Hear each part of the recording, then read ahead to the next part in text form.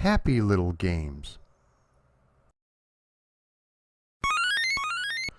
Hello everybody, Patman QC here. I just wanted to say a few things before we start the show. I've taken my history of Mega Man videos parts 1 through 5 and combined them into one 2-hour long episode. I did go back and edit the videos so that the transitions are smooth like butter and that it appears to be one seamless episode. If I would have waited until the last episode was complete, the final video would have been close to 5 hours. I appreciate all the feedback on the previous installments, so if you've seen the other entries in the series, you might want to take a pass on this one, similar to how I take a pass on exercising. Otherwise, grab a snack, dim the lights, and enjoy the presentation.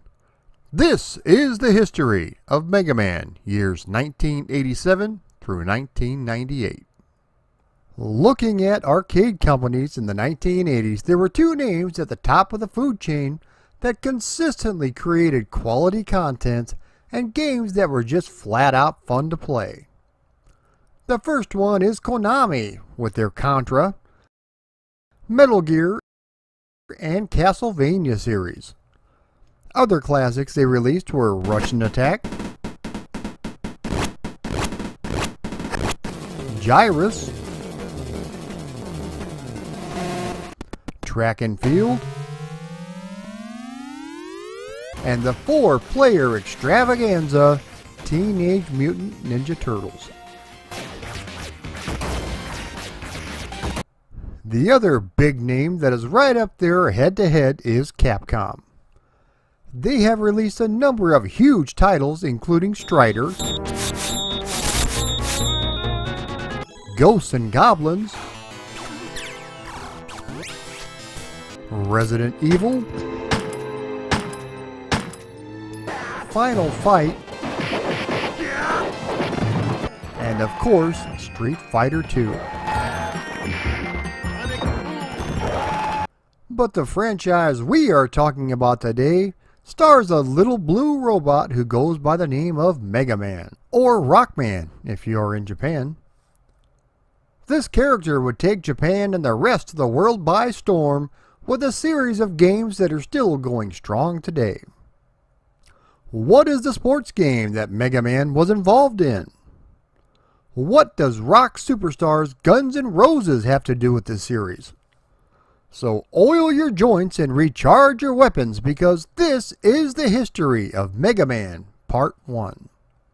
The year is 1987 and Capcom designer Akira Kitamura is hard at work designing his next game. He had been working on a platformer in which a little blue robot has to defeat all the bosses and save the day. When Mr. Kitamura was creating the world for Mega Man and before he had figured out the gameplay system, originally there was no Mega Man, no Roll, and no Dr. Light. Cutman was the hero and he imagined a game where you would use the scissors on his head to cut down the enemies and other obstacles. The character wasn't always known as Mega Man though, as some of the preliminary titles for the game included Mighty Kid, Knuckle Kid, and Rainbow Battle Kid. Once Mega Man assimilates a Robot Master's power, he does change color. This could be why Capcom wanted to change the name to Rainbow Battle Kid. Capcom finally decided on Rockman, with the rock being a reference to not only rock and roll, but also his sister who went by the name of Roll. Capcom Consumer Products President Joe Morici hated the name and eventually changed it to Mega Man. The pixel art was created by Mr. Kitamura with refined designs by Keiji Inafune. The influences for the character were Astro Boy, Kamen Rider, Cass-Hand, and Ninja Captor. The character of Mega Man was initially going to be white. Mr. Kitamura had chosen the color blue because of the limited palette available. Out of the entire palette, there were more shades of blue than any other color, which resulted in much clearer animation. As I mentioned, Mega Man will assimilate the Robot Master's power after defeating him and change colors. He felt it would be weird to have a blue character shoot red flames after absorbing Fireman's power. Speaking of animations, the development team decided to incorporate bits of anime into Mega Man's design. For example, when he uses his Mega Buster, you can see the gun come out of his arm. They wanted to make sure this was animated in a nice, smooth, realistic manner. When designing his game, Mr. Kitamura had noticed a flaw in other people's game designs, and realized after play testing dozens of games that people would die too quickly at certain points and wanted to rectify that for this project. He was very conscious about enemy placement as well as how long it would take to complete the game. He did this by calculating how fast Mega Man walks through the levels. The enemies would start out easy but gradually get harder throughout the game. Mega Man's weapon of choice is his Mega Buster, which is a cannon strapped to his arm. The weapon is very effective and really knocks the enemies for a loop. This was the first game to allow a non-linear level select, allowing you to pick which level you start on. At the end of each stage is a boss master which you have to defeat to advance in the game. Once he is defeated, you will absorb his power and be able to use them throughout the rest of the game. The gameplay was inspired by rock, paper, scissors, with the project supervisor stating he wanted deep gameplay. The sound effects and music were created by Manami Matsumai in just 3 months. The original game was released in December 1987, but it did not sell well. However, it did sell enough to warrant an American localization and release. With that localization came the infamous box art. The president of Capcom USA had wanted the cover done by the next day, so one of the friends on the development team cranked this out in just 6 hours. The reason it looked so terrible is because he had never played the game or seen any of the source material. Everything from the color scheme to the landscape and finally Mega Man holding a regular pistol is just horrendous. The artist was told not to make it as cutesy as the Japanese art, so he went with a semi-realistic version. This terrible box art was believed to be the reason that the game sold poorly in the North American market. Mr. Kitamura had requested that a sequel be developed because he knew that the gameplay was solid. His bosses at Capcom agreed as long as he worked on other projects for them at the same time. Speaking of Mega Man 2 and its sequels, most of the bosses in the game were designed by the fans. Every year, Capcom would hold a contest for fans to submit their artwork, and the best ones would then be put into the next game. While the first contest only garnered 8,700 submissions, by the time Mega Man 3 came out, there were over 50,000. The series turned out to be a massive success with over 50 games on various systems. Due to the massive success, the game would be licensed out to a number of companies. These would include everything from t-shirts, toys, manga, cartoons, and even Mega Man branded home pregnancy tests. After these messages, we'll be right back. Yeah. スーパーロボロックマン、世界の平和のため7つの武器を駆使して悪のロボット軍団を倒せ。アイテムいっぱい、楽しさ抜群。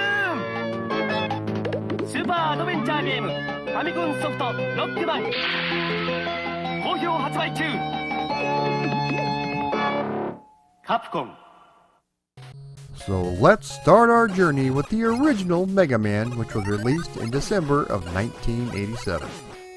As the story goes, it's the year 20XX, and Dr. Light has created a number of robots to assist mankind with industrial tasks. This includes Rock, alongside a housekeeping robot by the name of Roll, who is considered to be Rock's sister. One day, the 6 industrial robots go berserk and start destroying Monsteropolis. Dr. Light soon realizes it was his old rival Dr. Wily who turned his robots against everyone and is plotting to take over the world. His helper robot Rock sees what is happening and has offered to turn himself into a fighting robot to stop Dr. Light. Thus, Mega Man was born. The US version was a little bit different as far as the story goes, instead with Dr. Light and Dr. Wily co-creating Mega Man alongside the 6 android robots. Dr. Wily turns on Dr. Light and reprograms the 6 into taking over the world, creating the 7 empires of Monsteropolis. You take on the role of Mega Man, which is a side-scrolling platformer in which you have to face various enemies to reach the boss or robot master of each stage. You have a fire button for your Mega Buster and also a jump button to get to those pesky, hard-to-reach places. As I mentioned, the unique aspect of this game is that you can select the level you want to start on. Your weapon of choice is your Mega Buster, which is a giant cannon that comes out of your arm. After you defeat the Robot Master, you assimilate his signature attack or special weapon, which can then be used for the rest of the game. The difference being the assimilated powers have limited ammunition, which have to be replenished by cells that are dropped at random by the enemies. Enemies can also drop cells that will replenish your energy. It is possible to play any level at your choosing, but certain enemies are more vulnerable to specific attacks, which involves a bit of strategy.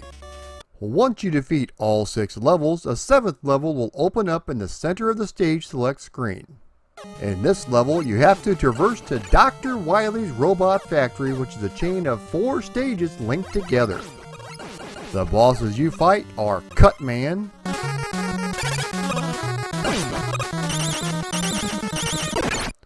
Guts Man,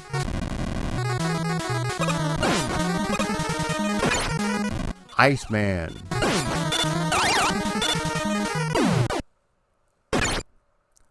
Bomb Man,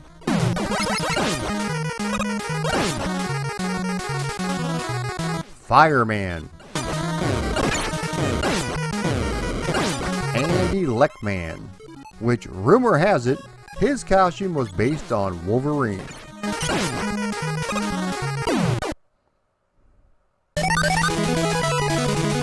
The final boss of the game is the Wily Machine 1.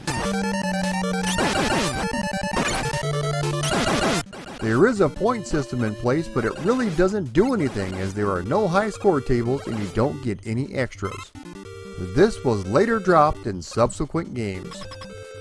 The game is very difficult as there is no password system, so you have to fight every boss every time once you start a new game. Speaking of the boss masters, the game was initially supposed to have 8, but wound up only having 6 due to memory constraints. The sequels would all be just a tad bit easier. The game is still fun to play though, despite this small hitch, but greater things for Mega Man were yet to come.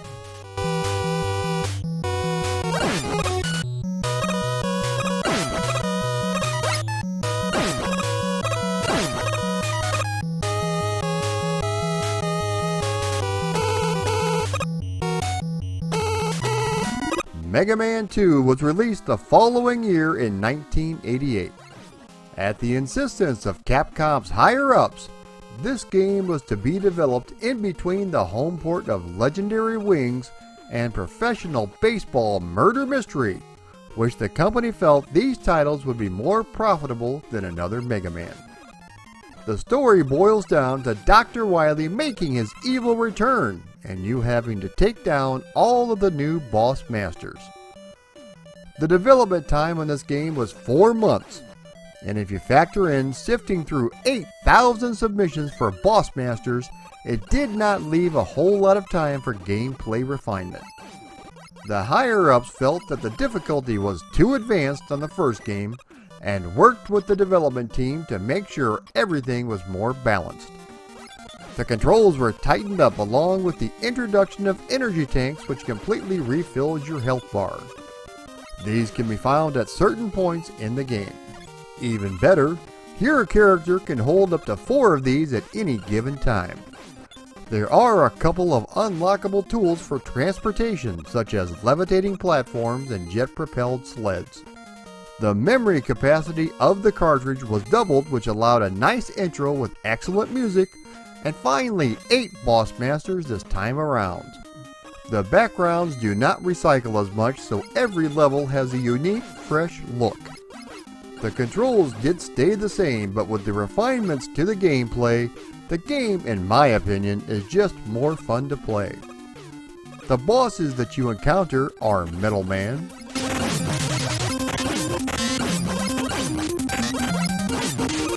Airman, Bubble Man,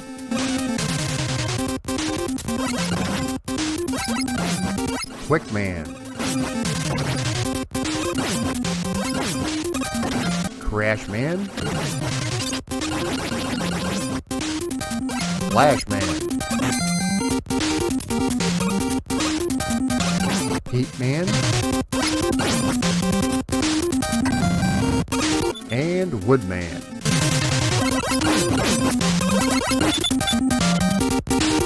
The final boss of the game that you face after defeating all of the previous 8 is Arian.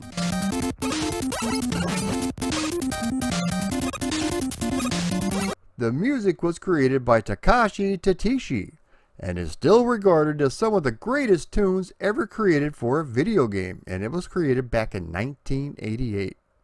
In the North American release, there is a difficulty select which does help out. The scoring system was also removed and a much needed password system was added.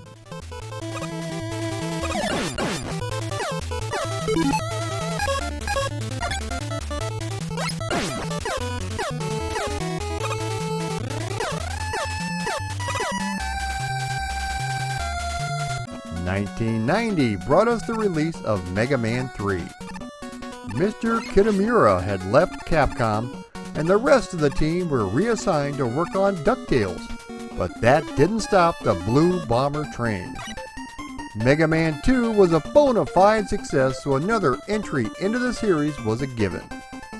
In this one, Dr. Wily has seen the error of his ways and is now working with Dr. Light on a giant peacekeeping robot by the name of Gamma that would be powered by 8 energy crystals scattered throughout the universe. The 8 robot masters go bananas and refuse to give up the crystals. Mega Man and his faithful dog Rush travel to various planets to retrieve the crystals and save the day. Once again, we have similar gameplay to the previous entries, although Mega Man does have a new offensive maneuver, which is the slide. This helps him slide under enemy attacks and also low-lying barricades. Just like previous entries, each robot master is weak to another special weapon. The robot bosses you encounter are Top Man, Hard Man,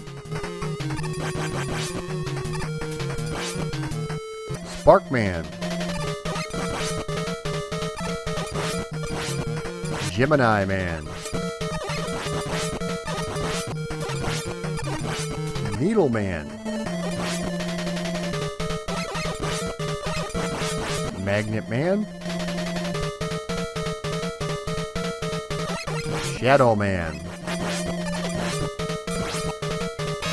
and Snake Man. The final boss that you have to face is Gamma.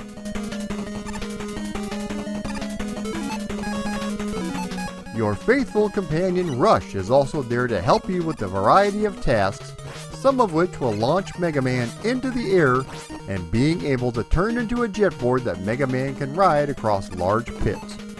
This game introduced Mega Man's mysterious brother Proto Man. There is a glitch in the game that if you plug in a second controller and press right on the D-pad, Mega Man could jump the entire height of the screen.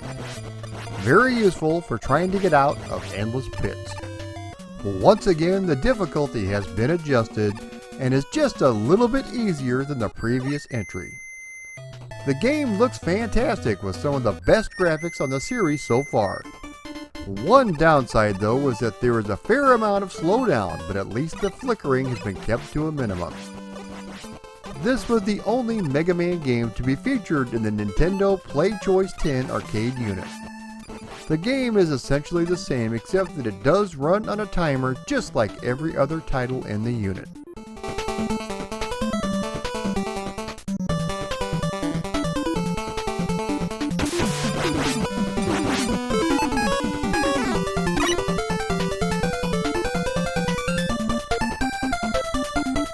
Also that same year, a weird entry into the Mega Man franchise was introduced, and that was Mega Man for MS-DOS.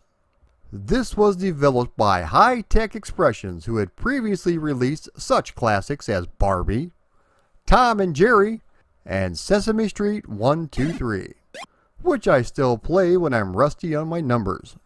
So why wouldn't they be the perfect fit for this beloved series? For starters, there are only 3 boss masters to face, which are Sonic Man, Dynaman, and Voltman. The gameplay is similar to the original Mega Man, but the controls are incredibly stiff and feel awful. While the graphics and colors are decent, the scrolling is not and really disrupts the gameplay. There is no music, but there is plenty of Queefaroo just for you. Considering only the PC speaker is supported, perhaps that's a good thing. The game itself is incredibly difficult with cheap Deathsamundo. Thanks must be given that there are only 5 stages to get through, especially when you consider the insane difficulty as well as the dodgy controls. Graphics from this game were ripped and used in Duke Nukem 1 for the PC. It's a horrendous first outing on the PC.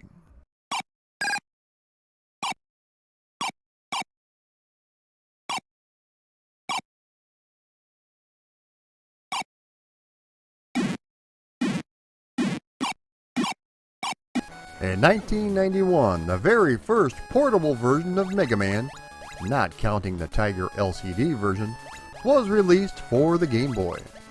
Titled Mega Man Dr. Wily's Revenge, this game takes place after Mega Man 2, and once again, Dr. Wily is mad to the max and has created 8 new robot masters in an attempt to take Mega Man down.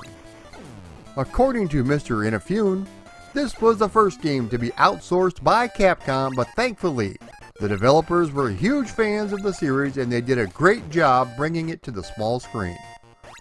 The game uses recycled elements from Mega Man 1 and 2, with the select screen only offering 4 robot masters to choose from. The first 4 are from Mega Man 1 and include Electman, Fireman, Iceman, and Cutman. After defeating these 4 bosses, you are given a carry, which is a temporary platform to transport Mega Man across large pits. After this, you are transported to Dr. Wily's Fortress stage. This is a colossal stage where you have to defeat 4 new robot masters, all recycled from Mega Man 2, including Quickman, Bubbleman, Flashman, and Heatman. After you defeat these bosses, you face the final robot master, which is Enker. Even though the robot masters are recycled from previous games, this is not a direct port of either Mega Man 1 or 2. It does borrow certain enemies from the games, but there are lots of new ones for this incarnation as well. All of the levels are new, and for a portable unit they are quite diverse. The difficulty has been ramped up, but at least we have a password system this time around. Playability wise, it's pure Mega Man, only on a smaller scale.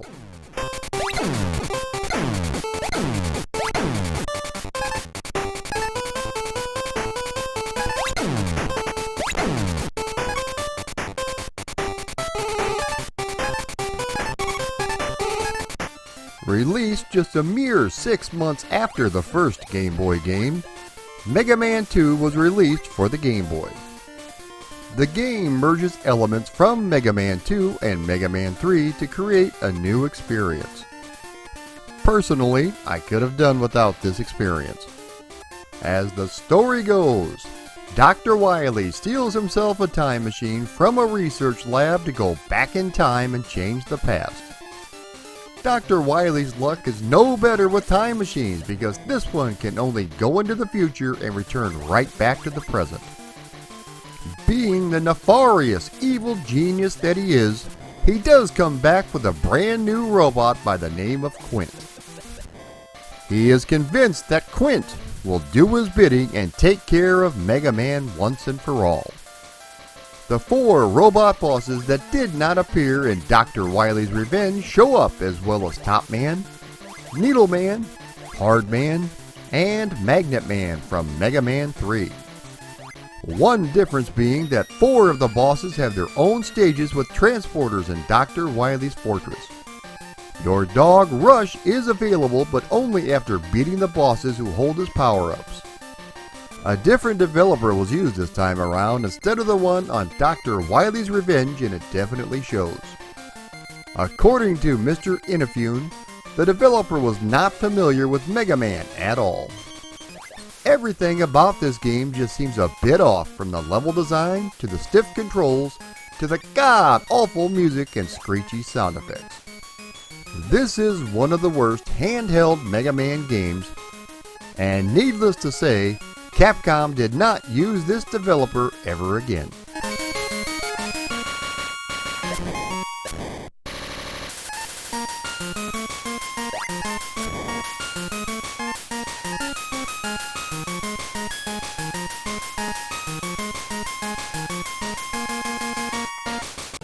Mega Man 4 was released in 1991 for the NES. As the story goes, Dr. Wily was finally defeated in Mega Man 3, and peace has been brought to the universe, until a year later when a new dastardly villain rises up by the name of Dr. Cossack. He hears of the events involving Dr. Wily and Mega Man, so he decides to send a message to Dr. Light, proclaiming himself to be the greatest robot master of all time. He creates a robot army led by 8 robot masters to prove his worth and take down Mega Man. The gameplay remains pretty much the same, with Mega Man keeping all of his previous abilities. There was one major upgrade, which was to his Mega Blaster. You now have the ability to charge it up and unleash a more powerful blast, similar to what I did when I conceived my son. The fully charged blast is wider, longer, and hits 3 times as hard as a standard shot. This would become a standard feature in the upcoming Mega Man X series. The other minor addition comes in the form of Flip Top Eddie, who will appear in empty rooms and drop off items such as health, ammunition, or an E-Tank, which basically replaces the mystery cans. Your friend to the end, Rush, makes his triumphant return with new modes such as Coil, Marine, and Jet, which is used for navigating different environments.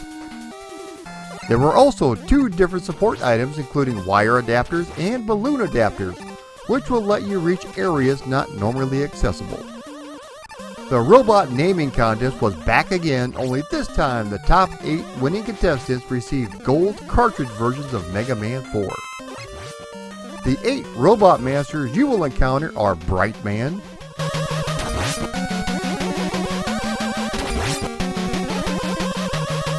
Pharaoh Man,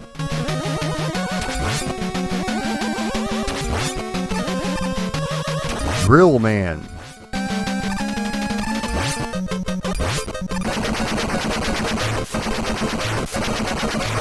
Ring Man,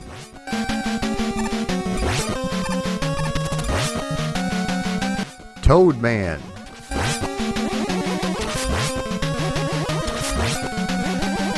Dust Man,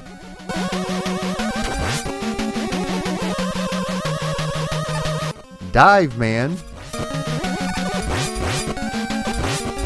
and Skull Man.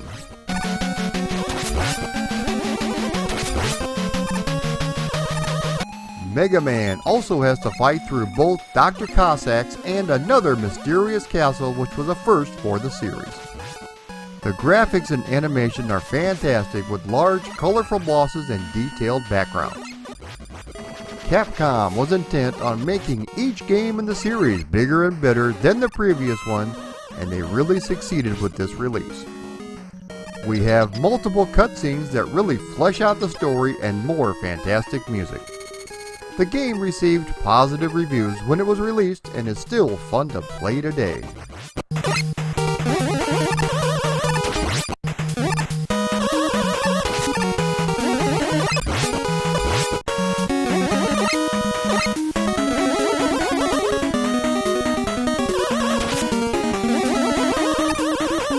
Mega Man 3 was released for the Game Boy in late 1992. After the abysmal attempt at Mega Man 2 on the Game Boy, the reins were handed back to the original developers with much better results. As the story goes, Dr. Wily has taken control of an oil platform to draw energy from the Earth's core to power his newest machine. Once again, you venture out to defeat Dr. Wily and save the day. Similar to the previous Mega Man games on the system, this uses recycled bits from Mega Man 3 and Mega Man 4 on the NES. The gameplay is straight up classic Mega Man, which includes your brand new Mega Buster with the charge shot. Your canine friend Rush is also available, who can transform into coil mode, which lets you jump higher, or jet mode to get you across those large gaps on screen. Flip Top Eddie is tired of hanging out on the big screen and makes his portable debut, dropping ammunition and health at certain points. The first 4 Robot Masters you face are from Mega Man 3 and include Snake Man, Shadow Man, Spark Man, and Gemini Man. The bosses you face from Mega Man 4 are Dive Man, Skull Man, Dust Man, and Drill Man. The graphics have definitely been stepped up a notch since Mega Man 2 and look really nice even on an actual Game Boy. The sound effects and music are much better than the previous iteration and are really good considering the hardware.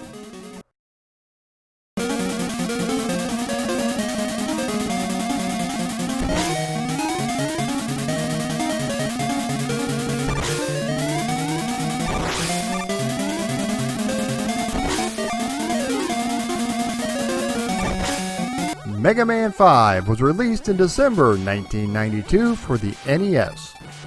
A lot of fans were wondering why the series had not appeared on the Super Nintendo yet, considering by this point the system had been released worldwide. Capcom stuck to its guns though and felt there was more to get out of the NES hardware, so the series remained on the popular system. As the story goes, Mega Man's brother Proto Man gets a wild hair and for some reason creates a group of robot masters in which he leads them in various attacks on the world. In doing so, he also kidnaps his creator Dr. Light in an attempt to force out his brother Mega Man for one final battle. Why would he turn on his brother? Perhaps there are more evil forces at work. The gameplay remains the same with a few tweaks here and there, including his Mega Buster, which has a wider spread. It looks similar to Ryu's Hadouken from the Street Fighter II series instead of the previous comet shape. The Mega Buster now has a recoil effect which pushes the little guy back a short distance. Something that was changed in the Mega Buster is that when you're charging up and take a hit, you will lose whatever you had charged up, requiring you to restart the charge. This was different from all previous Mega Man games and requires a bit more strategy on the player's part.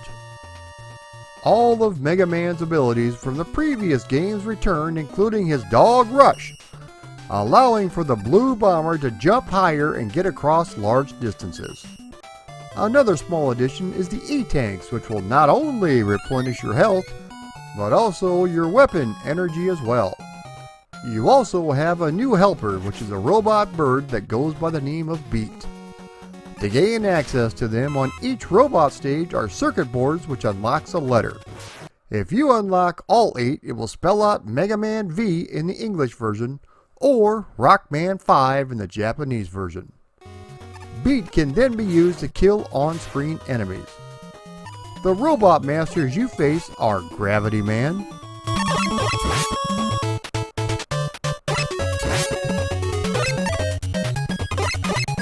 Wave Man,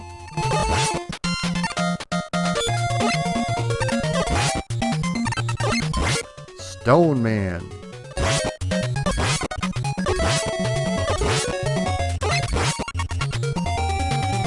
Gyro Man,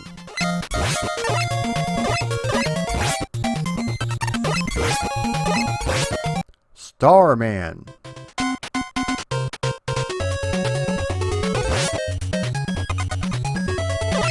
Charge Man,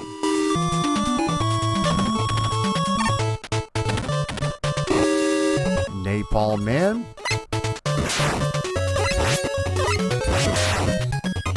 and Crystal Man.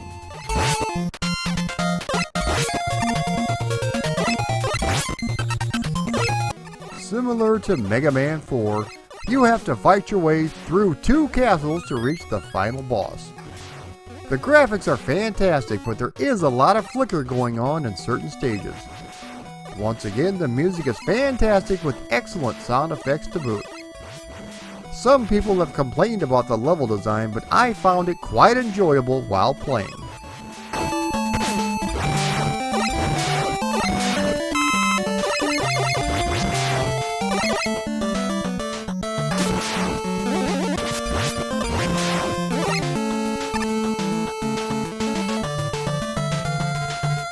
Mega Man 3: The Robots Are Revolting was released for MS-DOS in 1992. The first game was developed by Steven Rosner and was essentially a fan-made game that got published. He was behind this one as well.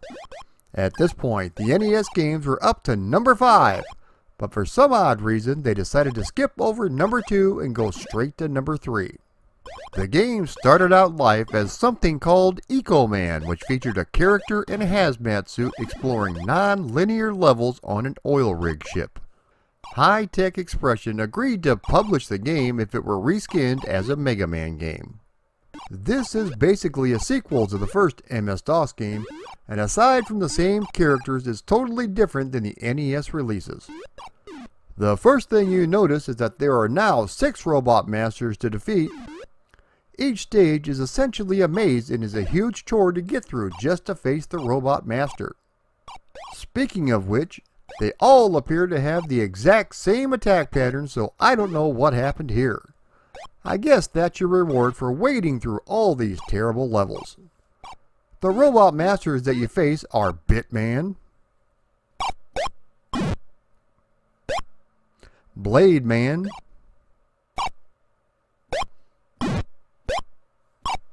Shark Man, Oil Man, Torch Man, and Wave Man. The graphics are basically the same as the first one, with slightly choppy scrolling that is definitely off-putting. Another interesting bit of trivia is that some of the background tiles from the first game were recycled and used in this one. Thankfully, there is no music because only the PC speaker is supported. But you know what that means. An abundance of farts and queefs just for you. The controls are okay, but the game is just not fun to play in my opinion.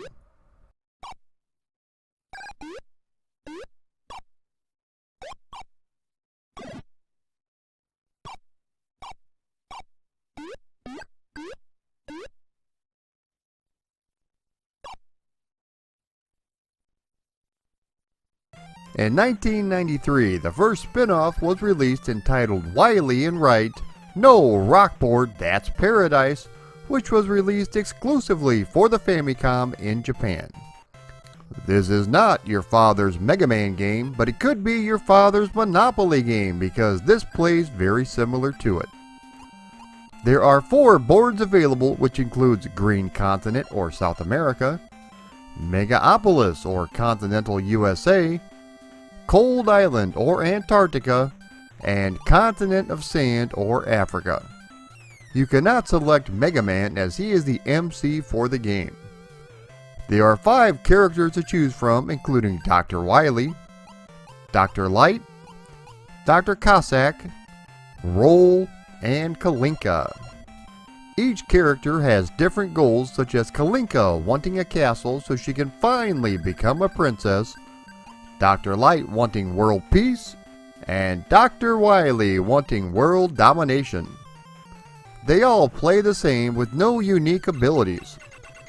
You move around the board buying up real estate and wanting to gain the most land ownership before the game is over. Very similar to Monopoly. Unfortunately, the same slow pace that is attributed to playing a board game of Monopoly rears its ugly head here. While the graphics are cheerful enough, they just come across rather bland. Even the music itself feels the same way. If you want to download this and try it out, feel free, but everything is in Japanese, so it makes it rather unplayable.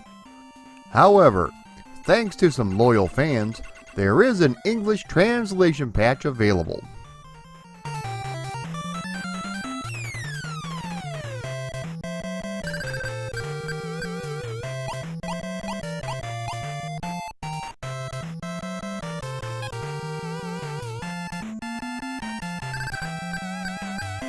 Also released in 1993 was Mega Man 6 for the NES. This was the last game for the system, but it's also one of the prettiest with its fantastic graphics. As the story goes, after the defeat of Dr. Wily in the last installment, a mysterious billionaire by the name of Mr. X has sponsored a tournament where the most gifted engineers from all over the world have created robots to do battle in a series of tests. Mr. X ends up reprogramming the 8 remaining finalists to help him take over the world, and it's up to Mega Man to stop him. The controls are basically the same with some minor refinements here and there. Your friend to the end, Beat, makes his return but only requires the retrieval of 4 plates this time around. The 4 plates are found by defeating the correct robot master at the end of each stage. There are a lot more branching paths at your choosing which lead to either a fake or real robot master. If you leave and have to return to a certain stage, the palette color will change, which usually changes the time of day as well. It's a small detail, but it's quite welcome in my opinion. Another change is to your faithful K9 Rush. The coil and jet forms are gone, but there are 2 new adapters for Mega Man. There is the Rush Power Adapter, which boosts his strength, allowing him to break through blocks, force fields, and more with close-range chargeable punches. You also have the Rush Jet Adapter, which allows you to fly until the meter runs out. The robot masters you face are Blizzard Man,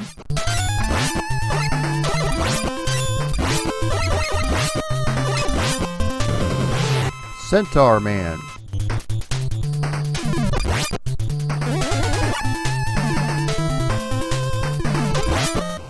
Flame Man,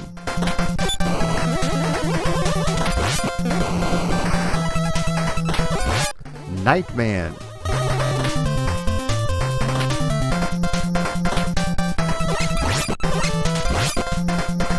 Plant Man,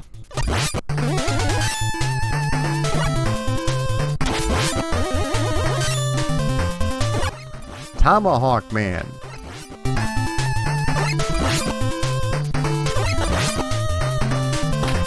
Wind Man,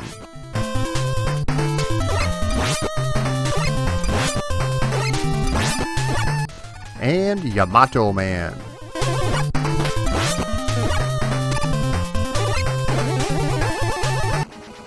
Once again, Capcom ups the ante in the graphics department, pulling out all the stops for this release. There is no other way to say it except that the gameplay is pure Mega Man and it feels great. A lot of fans passed on this release, instead going for Mega Man X instead. Regardless, although a tad easier than the previous games, it's still a rock solid, no pun intended, Mega Man game.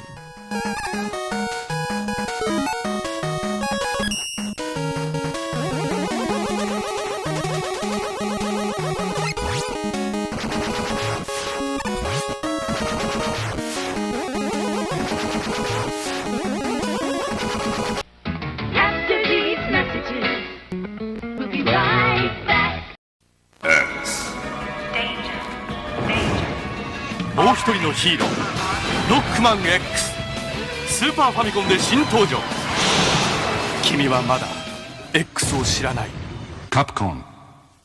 Making its successful jump to the 16-bit platform was Mega Man X for the Super Nintendo.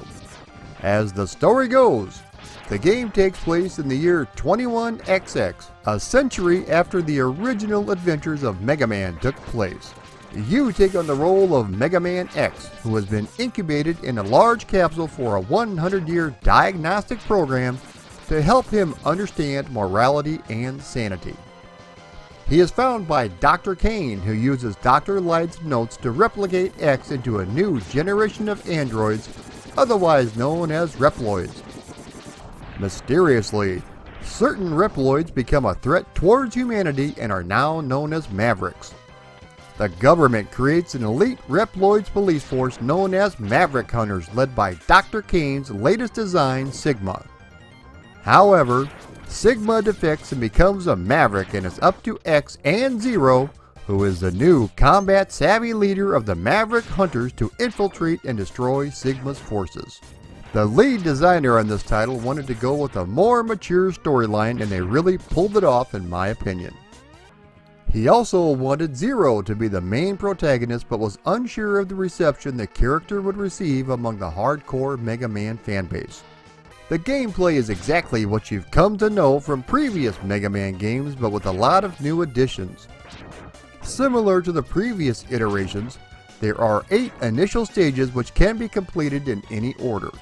Once you defeat the Maverick of each stage, you are granted the use of that Maverick's signature weapon. Thanks to the extra buttons found on the Super Nintendo controller, it's possible to switch between powers without having to pause the game. There is a handy-dandy password system in place which will retain any of the 8 stages cleared and most of the power-ups you've received. On certain stages, X can hop inside ride armors to fight enemies. The ride armors are bipedal tanks which can be used to throw powerful punches. As I mentioned, the gameplay remains pretty much the same with this chargeable arm cannon now called the X-Buster. You also have the ability to scale, slide down, or jump off almost any wall. Armor part capsules can be retrieved on any number of stages, which displays a holographic message from Dr. Light. Each capsule includes one of X's body parts, including his legs, armor, helmet, or X-Buster, which gives the player improved firepower and defense. There is also a new dash upgrade. You can collect heart tanks that extend X's maximum life energy and sub-tanks that can store extra energy for future use. Upon certain conditions, a secret capsule can be unlocked which gives X the ability to perform the Hadouken, which is the fireball attack used in the Street Fighter series.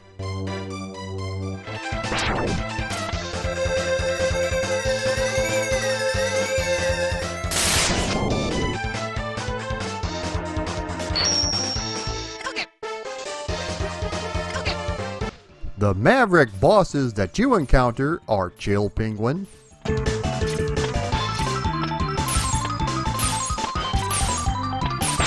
Boomer Kuwanger,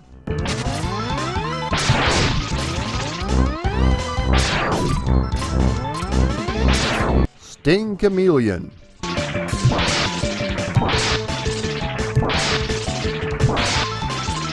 Storm Eagle,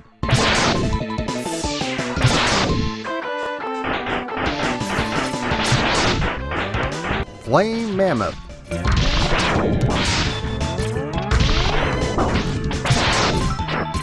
Spark Mandrill,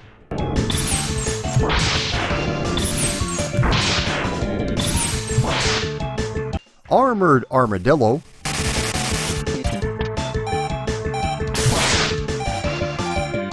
and Launch Octopus.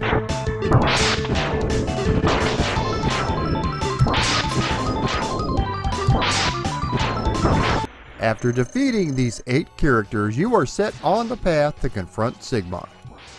The graphics are absolutely phenomenal, putting the 16-bit platform to good use. The sound effects and music have also been upgraded significantly thanks to the superior Super Nintendo hardware. It's a fantastic first effort on the Super Nintendo system.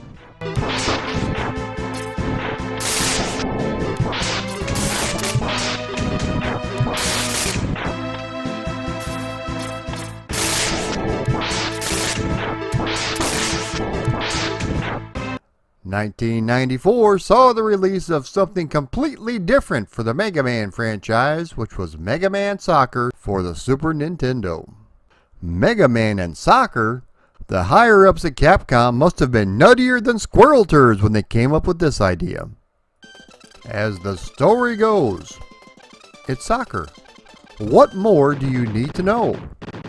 Actually, taking place after Mega Man 4, Mega Man, Roll, and Dr. Light are taking a nice relaxing break and watching soccer on TV, when suddenly the players are transformed into robots.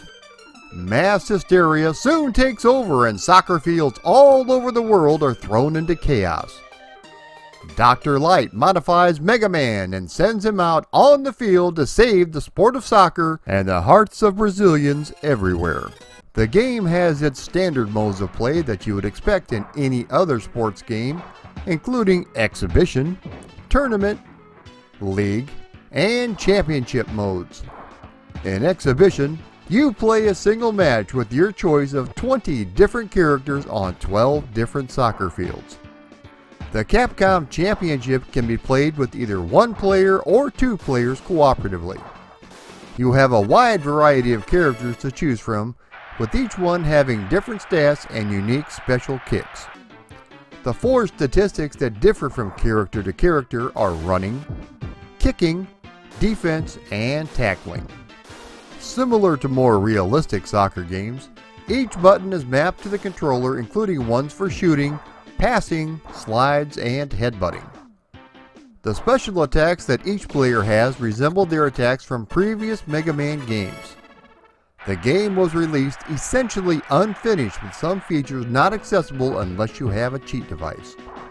The Super Multi-Tap accessory, which allowed 4 players at the same time, could be plugged into the second controller port and was supported but removed for some reason from the final game. This means we could have had 5 people playing at the same time, which would have been fantastic. Dr. Wily was supposed to be a playable character but was taken out for some reason. Again, use your cheat device to enable him. And finally, the endings for Championship mode and Tournament mode are not viewable for some reason, with just the game going back to the title screen when the game is over. For the 3rd time, use your trusty but perhaps rusty cheat device to enable these endings. The 16-bit graphics are nice and colorful with adequate sound. The game itself, though, was just not fun to play. For example, the screen is zoomed in just a little bit too much and you can't see much of the playfield. It received harsh criticisms when it was first released and doesn't have that warm soft spot in many gamers' hearts like the rest of the series.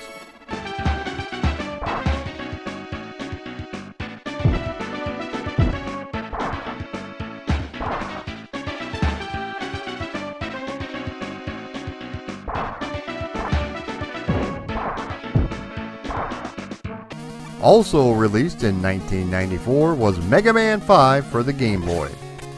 This was the 5th and final game for the platform, and in my opinion, the best one. This game does not feature any recycled bosses or levels from previous Mega Man games, but instead features a cast of entirely new, dastardly villains. As the story goes, the game takes place in the year 20XX, sometime after Mega Man has defeated Dr. Wily and his 4th group of robot masters. The Blue Bomber is confronted by a mysterious robot who calls himself Terra, but is unable to defeat him with his Mega Buster. He is knocked unconscious and Earth is soon invaded by groups of powerful robots called Star Droids. When he wakes up, he finds that Dr. Light has given him a new weapon that delivers stronger blows to his enemies. Mega Man has to defeat all 9 Star Droids to save the universe. The gameplay remains essentially the same as all previous Mega Man entries in the series, with only a couple of differences. Along with your Mega Buster, you now have the Mega Arm, in which if you charge it up and release it, will cause Mega Man's arm to detach to strike an enemy multiple times and then reattach. You can also use the Mega Arm to grab things. The bosses that you will face are named after all the planets in the solar system, including Mercury,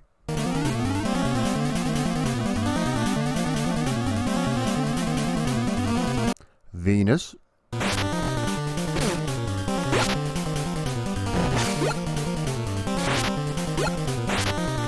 Mars,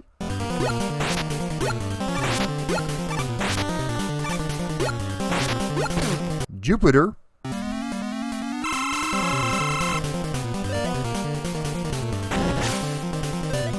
Saturn,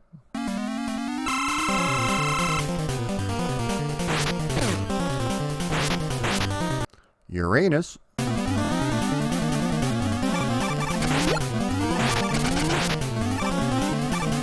Neptune,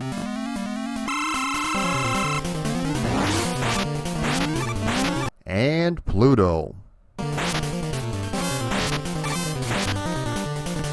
This was before everyone got sick and tired of how small Pluto was and shamed him into being a dwarf planet. You also face Terra, which is the Latin word for Earth. Another new addition is the introduction of Tango the Cat, who was similar to the bird Beat, in which he will appear when summoned, transforming into a buzzsaw and taking out the enemies. Speaking of faithful helpers, your robot dog Rush is also back with his coil and jet modes for easier navigation. There are various power chips scattered throughout, and you can use these in between levels to purchase new items from Dr. Light. This game featured support for the Super Game Boy attachment for the Super Nintendo, giving a little bit of color to our little heroes' adventures. It's only a 4-color palette, but it does help each level stand out. The controls are nice and tight and feels just like Mega Man should.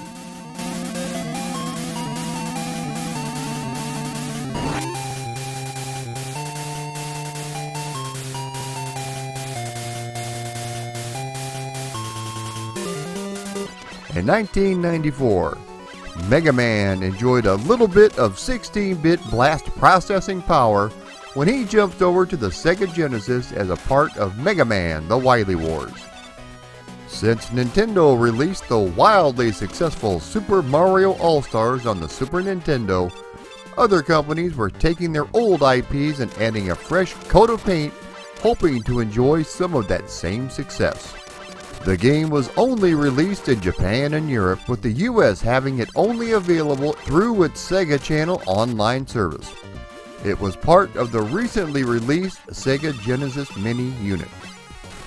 These are not just straight up conversions of Mega Man 1, 2, and 3 though, as not only having more colors and details, including some nice multi-plane parallax scrolling on certain levels, but a lot of the sprites have been redrawn, including Mega Man himself, who appears to have had a bit of a growth spurt, or he's wearing lifts in his boots to appear taller.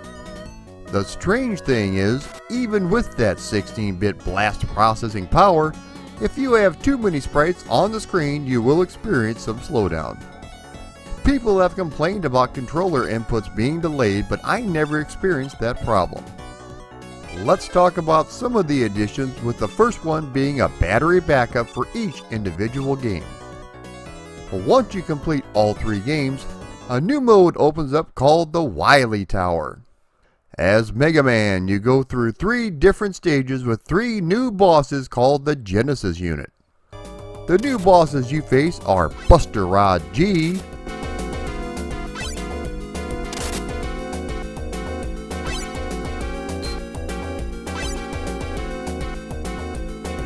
Mega Water S,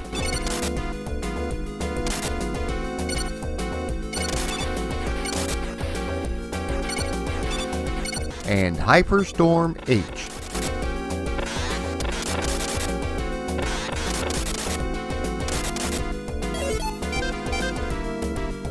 The gameplay is exactly like you remember from its 8-bit NES glory days, and is a nice compilation for Mega Man fans everywhere.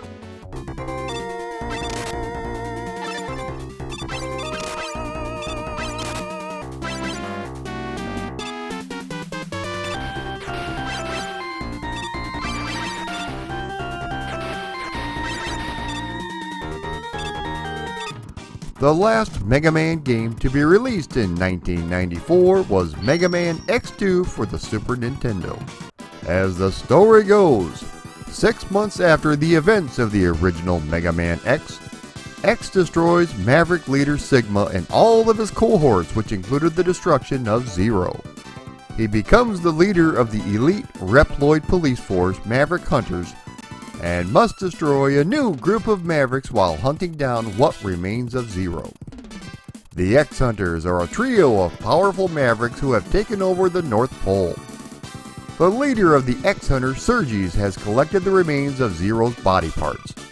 It's up to you to stop this uprising and save the day. Using the original Mega Man X as a base, your abilities include jumping, running, scaling walls, dashing forward for longer jumps, and the chargeable X-Buster Cannon. The dash is a permanent ability though at the start of the game instead of being a standard upgrade. Capcom decided to add a little bit of extra oomph in the graphics department with the inclusion of a digital signal processor or DSP chip called the CX4. This allowed limited 3D wireframe graphics which included rotating and scaling effects. The developers were encouraged early on to use this as much as possible. Similar to the first game, you can locate 4 armor upgrade capsules which will unlock new abilities such as a radar piece for your helmet, which will automatically zoom into hidden passages.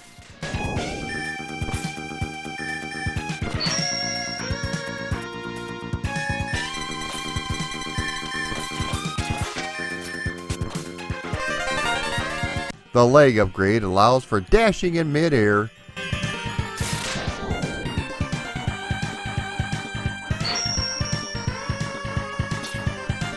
and an arm piece which gives you an extra X-Buster which can attain 4 charge levels among others.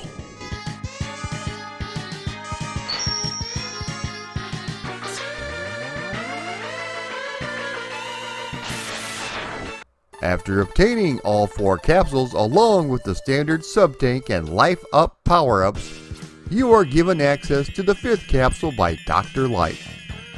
This allows you to perform a Shoryuken or Dragon Punch, which is a signature move from the Street Fighter series. This particular move does a lot of damage, especially to the bosses. The bosses you will encounter this time around include Wheel Gator,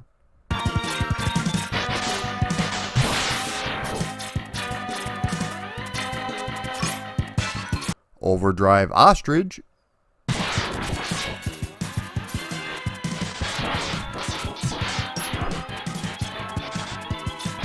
Bubble Crab,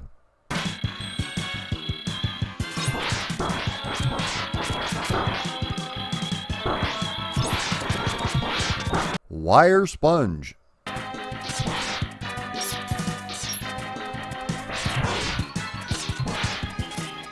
Magna Centipede,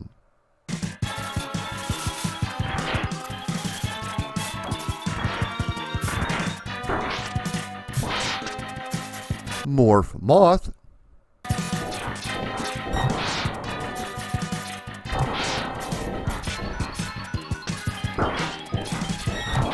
Flame Stag,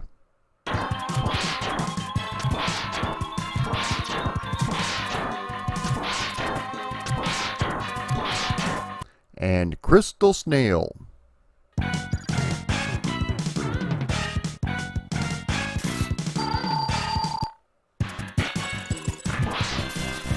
At various times you can pilot vehicles including an attack mech and an attack hover cycle. Each of the 8 stages contain an optional entrance for battle with one of the 3 X-Hunters. Similar gameplay mechanics are used with you earning a new special weapon to be used on any remaining levels. Strategy is a must as certain bosses react differently to certain weapons. The graphics are once again fantastic and the inclusion of the DSP chip makes an already excellent game even better. The wireframe effects are nicely done, especially on a 16-bit system.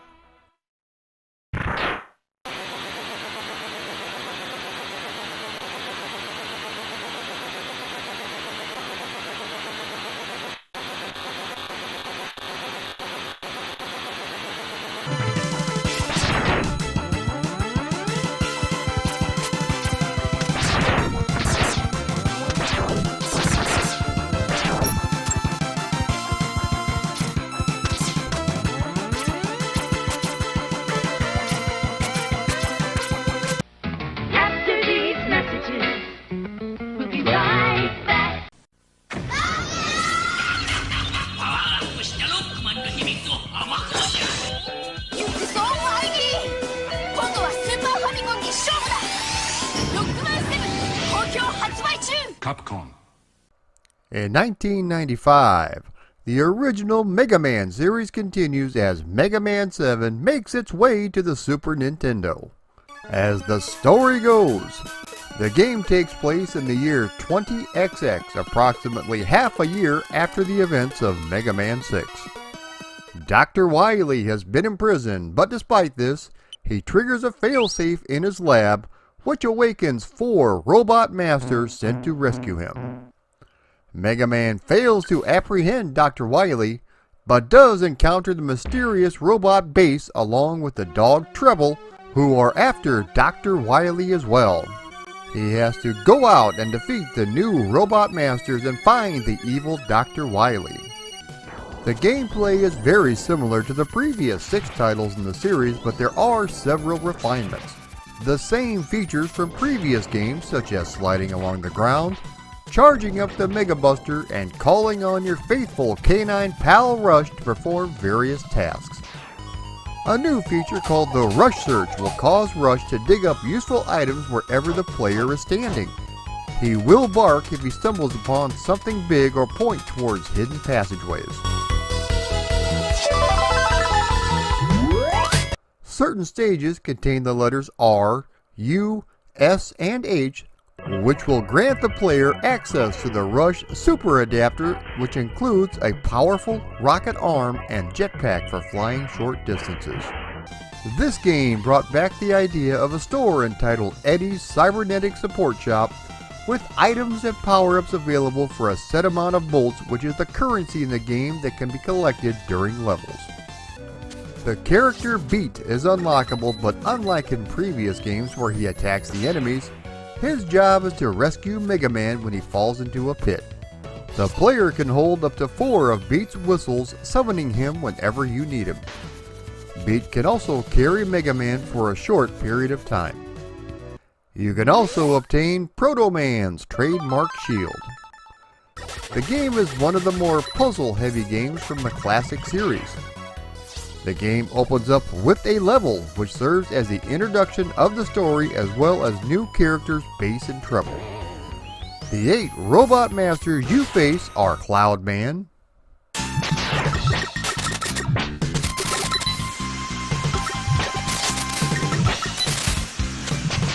Junkman,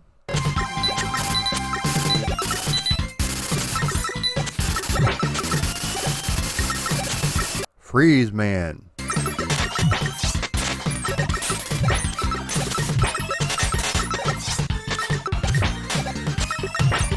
Burst Man,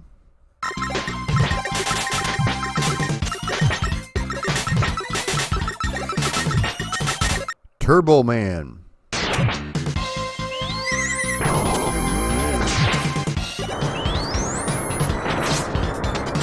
Shade Man,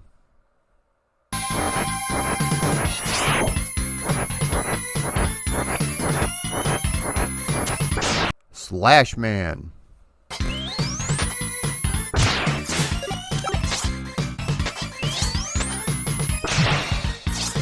and Spring Man.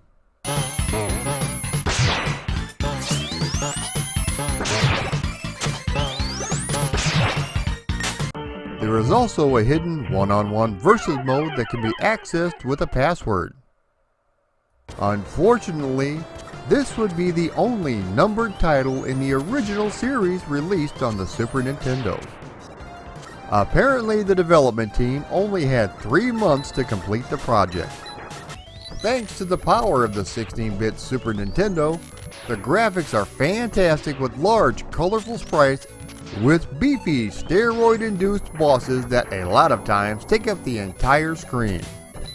A lot of fans of the series say that Dr. Wily's UFO was one of the toughest bosses in the entire series, with even the developers and playtesters being unable to defeat him without using at least one E-Tank.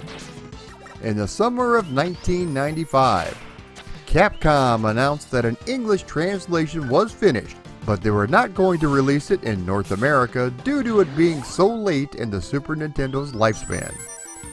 This resulted in major negative feedback from gamers, so Capcom changed their minds and shipped it in the fall of 1995. Overall though, it plays fantastic but is much more difficult than previous entries.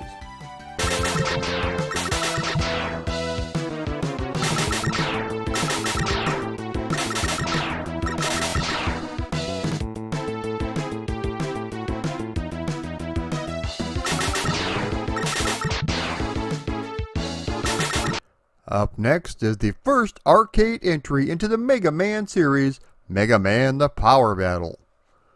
The game saw a limited stateside release with a few changes, including the removal of most of the Japanese voices. This is a 2D fighting game developed and released by Capcom using their CP System 1 and 2 arcade hardware, which is the same hardware that their beloved Street Fighter franchise runs on. It wouldn't be Capcom if it didn't offer a simultaneous 2-player option, and this makes an already enjoyable game even better. As the story goes, there really isn't much to it. Dr. Wily has come back and has rebuilt 18 classic robot masters to cause chaos and damage all over again. It's basically a boss battle with all of the platform sections taken out. The gameplay remains the same, as Mega Man can earn new weapon types on top of the standard arm cannon by defeating the robot masters. You can choose either Mega Man, Proto Man, or Base, although they all play pretty similar. You can play through 3 courses, including Mega Man 1 and 2, Mega Man 3 through 6, and finally Mega Man 7. Each course includes 6 robot masters that you can fight in any order you choose. After doing this, you take out the sub-boss and a final confrontation with Dr. Wily. Thanks to the beefy CPS hardware, the game looks absolutely gorgeous with not only more colors and details on screen, but loads of extra animation as well. The backgrounds have also been given a significant boost and have a much more anime feel than previous games. There are 18 bosses in total to face, which include Shade Man,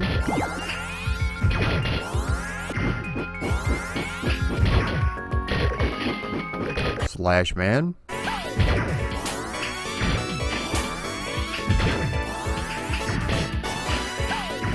Freeze Man,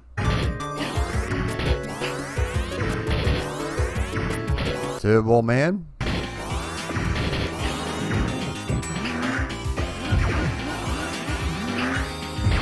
Junk Man,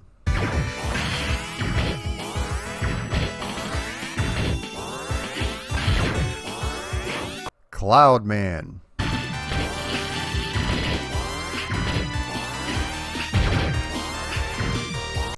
Magnet Man,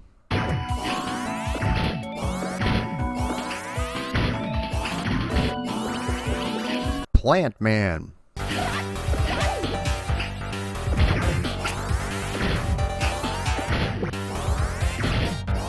Gemini Man,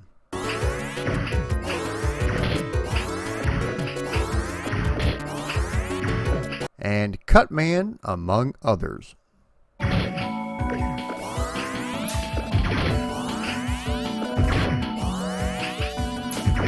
The gameplay is pretty basic, but that shouldn't stop you from having fun with a friend taking down Dr. Wily and his evil minions.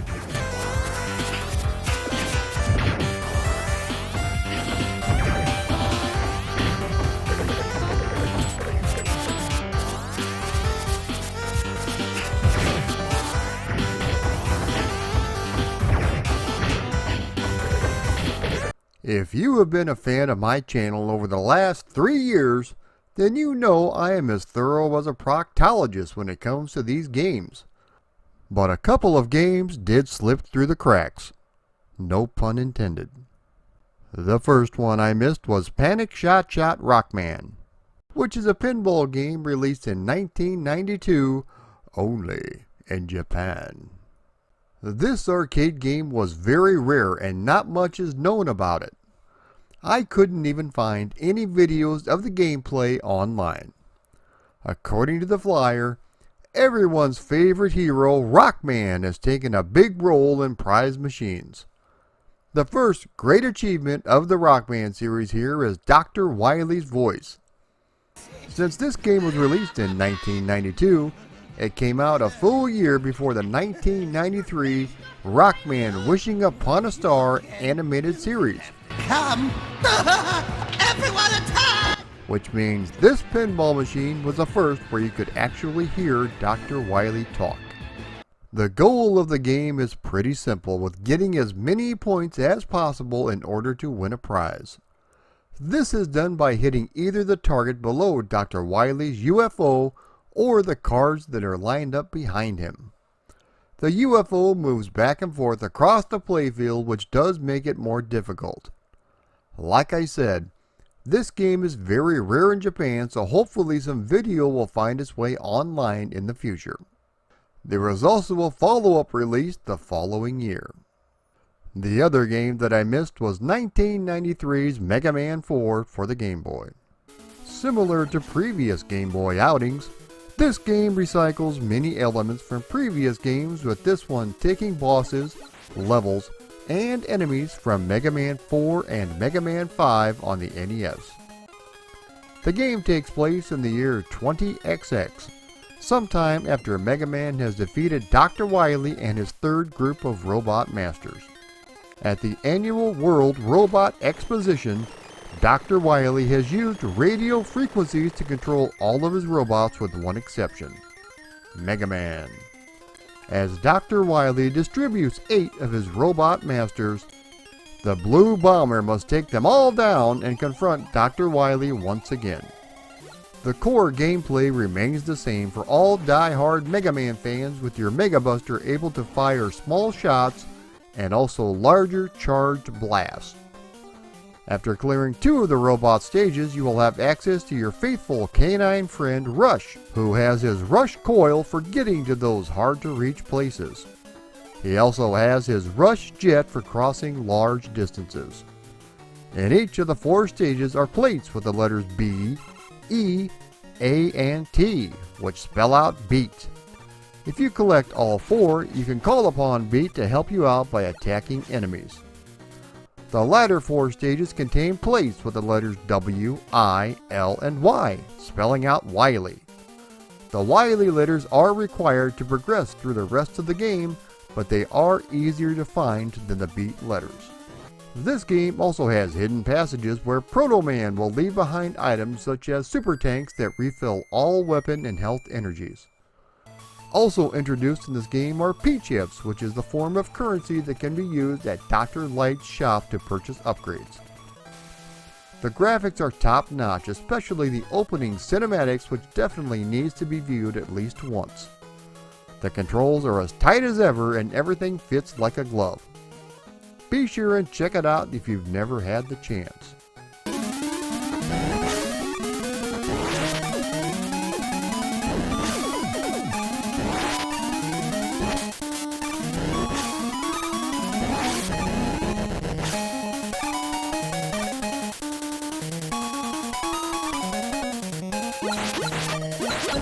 In 1995, Rockman X3 Buster Battle was released for the short-lived Design Master Senshi Mangajuku by Bandai. This was a portable gaming unit geared towards children that also had the distinction of being the first ever touchscreen gaming system. The unit only had 8 games released for it, with only 4 of those considered games, and the rest made up of art design cartridges. The unit reminded me of the VTech handheld device that came out in the 2000s, which my kids absolutely loved. There were 2 different Mega Man X Buster Battle cartridges released for the system. The first one is the game cartridge, where you can choose between regular X, Armored X, or Zero. You then insert several parts into them. It scans them in, and when done, it gives your character stats based upon what you put in. You don't know what each individual part does though. You then use your character against other robot masters.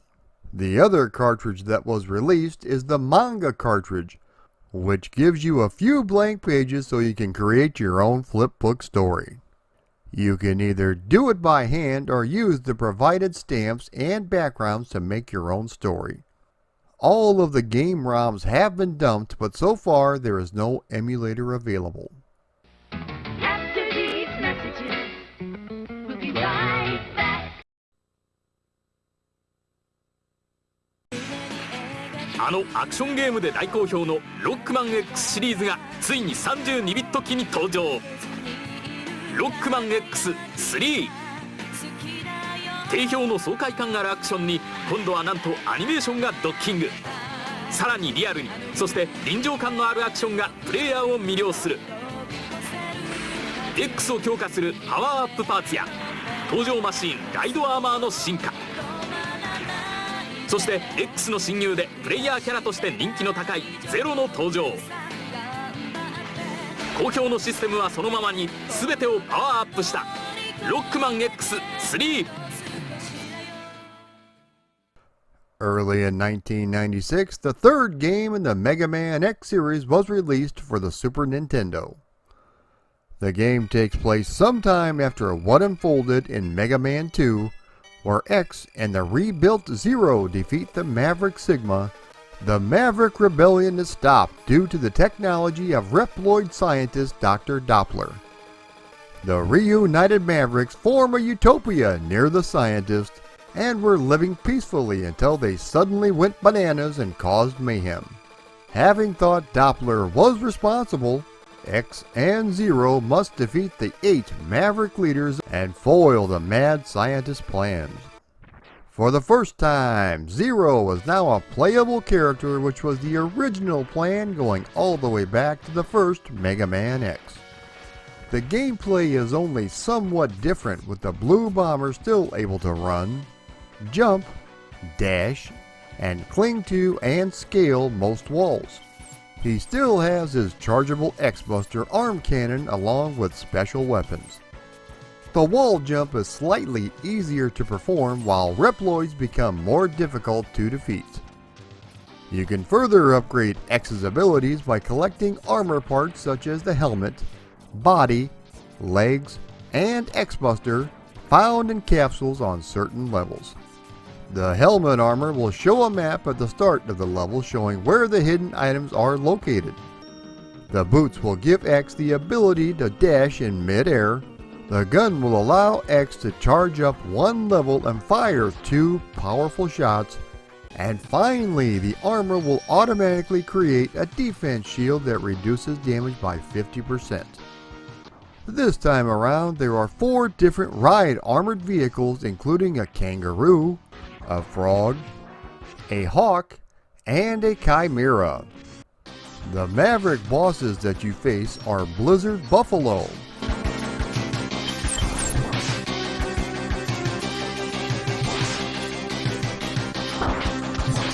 Toxic Seahorse,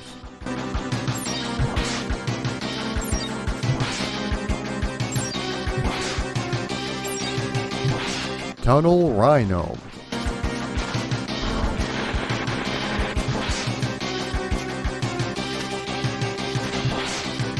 Volt Seafish,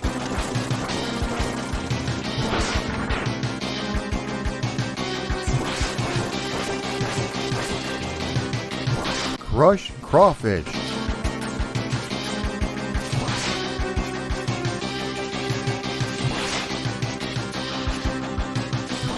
Neon Tiger,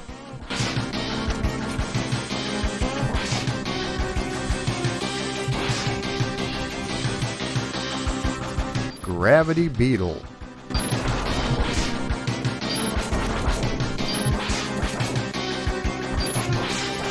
and Blast Hornet.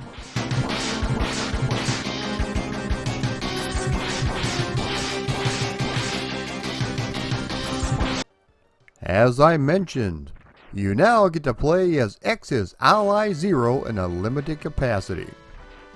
He can be called upon to take X's place on nearly any stage, but cannot fight mid-stage or end-stage bosses. If Zero is ever defeated in battle, you can no longer call upon him throughout the rest of the game. The difficulty for this game has been ramped up considerably, and I thought it was one of the more difficult Mega Man games in the 16-bit era. Capcom once again used a little extra power in the form of the CX4 DSP chip, which allowed basic scaling and rotation with wireframe graphics. This works really well, and along with the rest of the fantastic graphics, makes this the prettiest 16-bit Mega Man in my opinion. There are a couple of little secret items, including gold armor for Mega Man, which makes the game so much easier. You can also get Zero's beam saber as well. The controls are nice and tight, but the problem is everything feels just a little bit too similar to X2, and there were hardly any refinements to the overall gameplay. This was a major concern when the game was released back in 1996, with review scores only being in the middle due to this. It's still fun to play though, especially getting to control Zero, so if you enjoyed X2, you will love this game as well.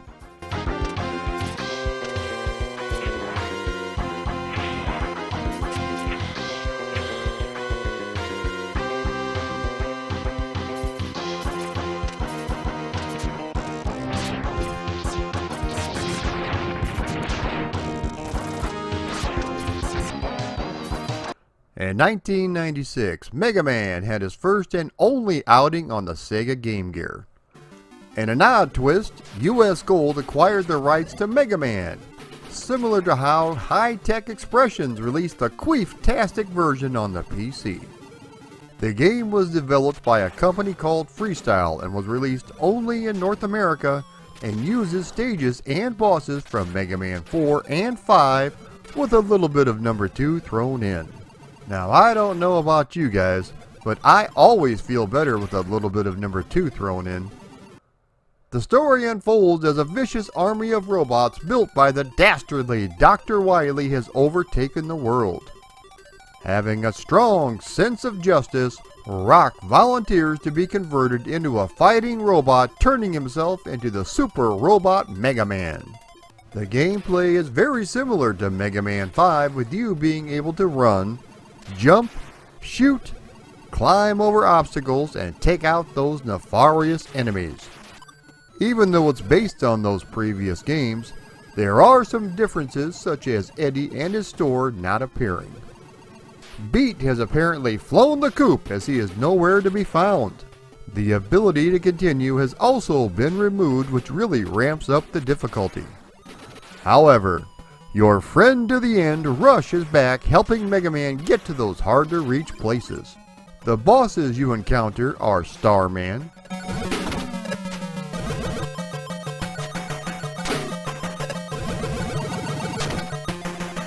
Brightman,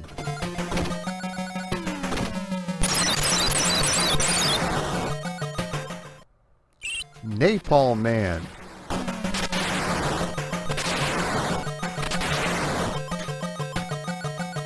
Stone Man,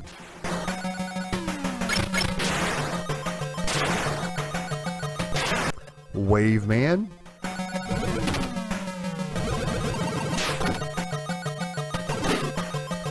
and Toad Man.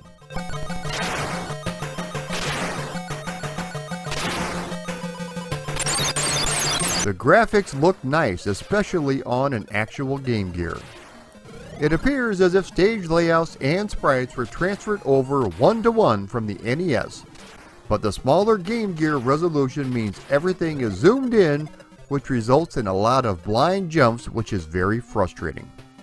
I can recall getting this back in the day and loving the fact that there was a portable version of Mega Man that I could actually see, unlike the Game Boy version. It received mostly positive reviews and is definitely worth checking out if you are a fan of the Game Gear and also of Mega Man.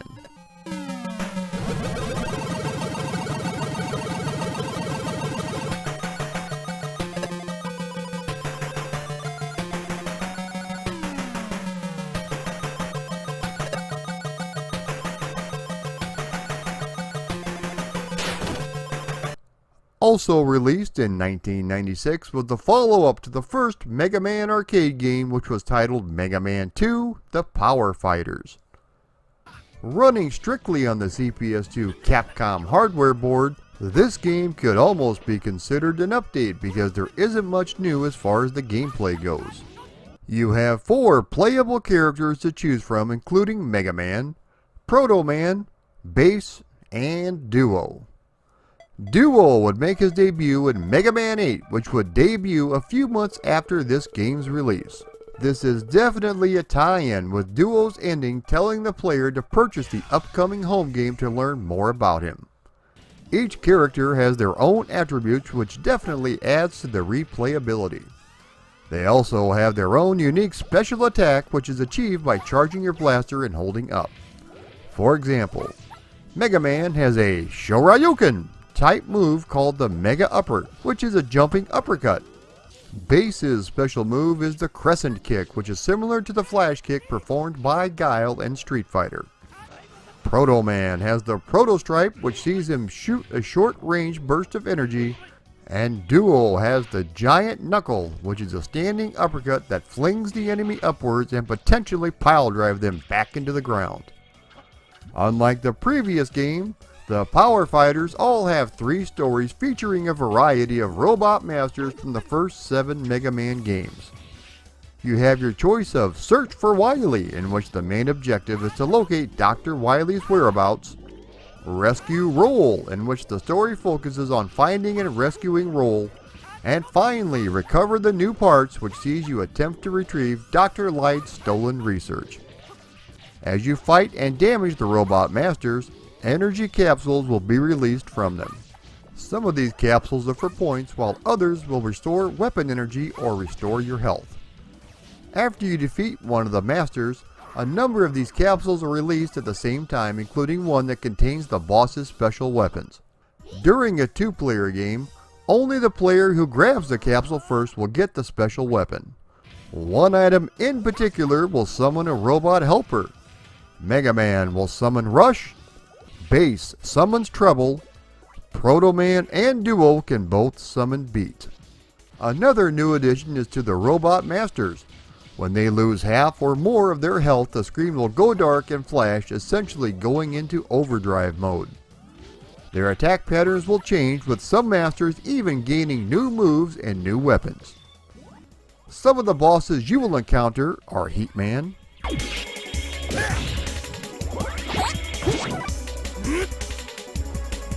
Shadow Man,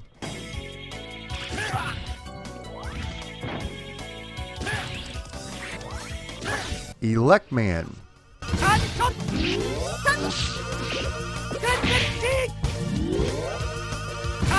Dive Man,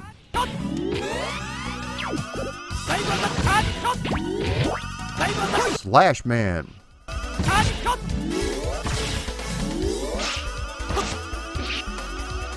Air Man,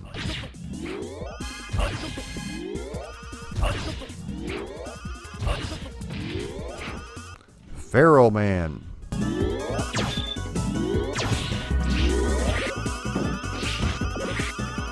Quick Man,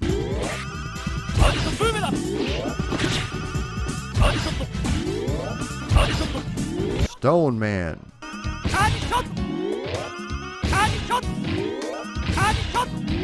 and Plant Man, among others.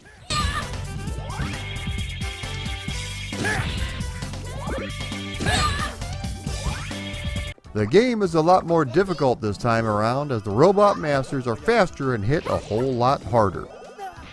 This should be considered Mega Man 1.5, as there really isn't a whole lot that's different from the first game. Again, it's still fun to play, especially with a mate in simultaneous 2-player mode. The arcade game is pretty rare, especially here in the States, but it was released as part of the Mega Man Anniversary compilation, as well as the Japanese Rockman Power Battle Fighters. There was also a version released for the Neo Pocket Color entitled Rockman Battle and Fighters, with everything stripped down, with the character sprites falling more in line with the 8-bit style on the NES. Don't let the graphics fool you though, as it plays fantastic.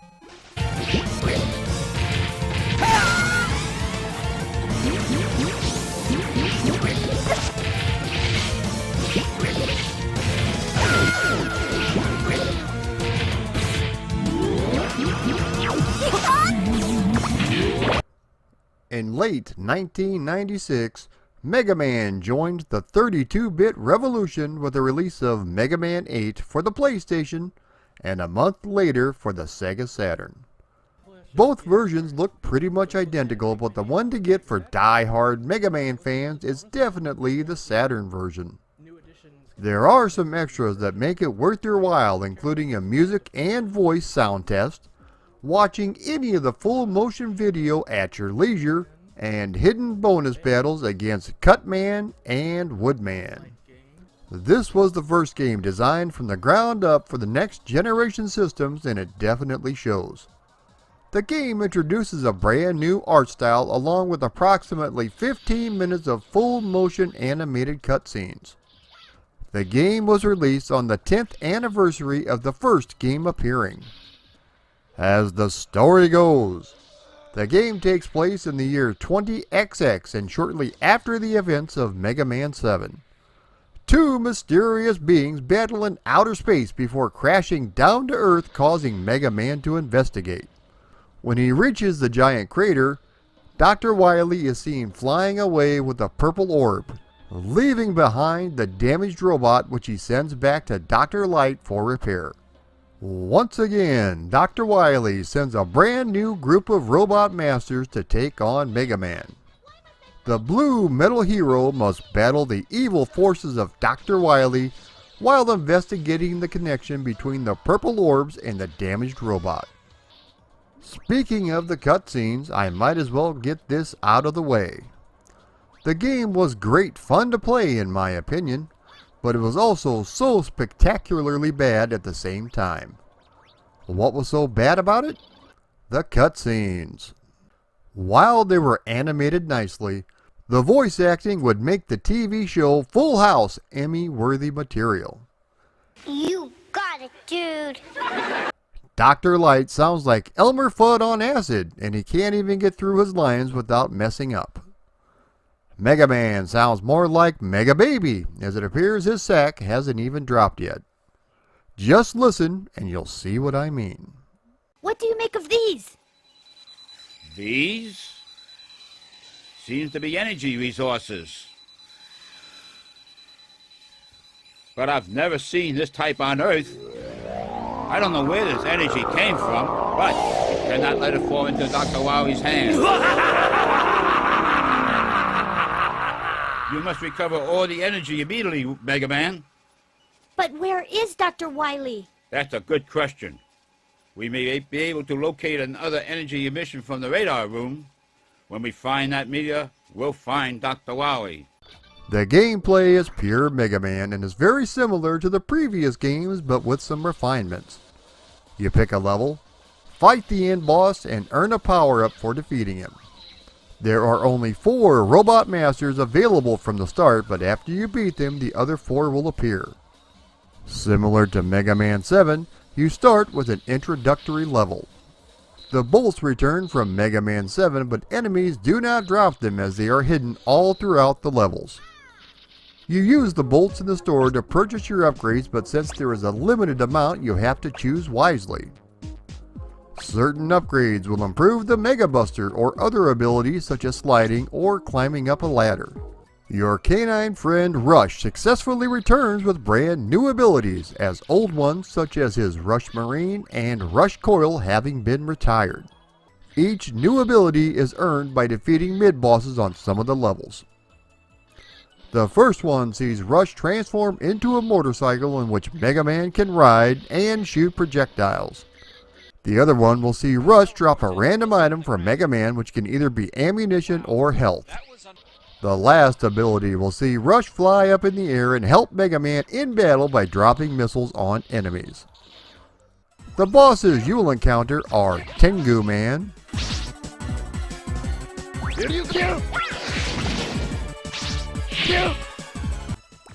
Grenade Man, Flash bomb! Rush! Flash bomb! Flash bomb! Clown Man, Ouch! Ouch! Watch it! Frost Man,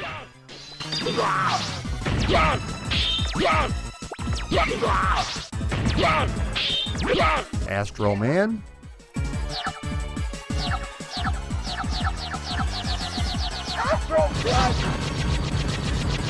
Search Man, Go! Ouch! Homing sniper! Ouch! Sword Man, Fire slash! and Aqua Man, who is no relation to our superhero friends with the finny fin fins.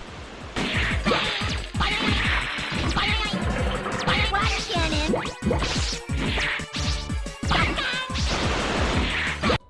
Thanks to the increased resolution of the 32-bit units, the camera has been zoomed out a bit, making for a much larger playfield with objects and enemies easier to spot.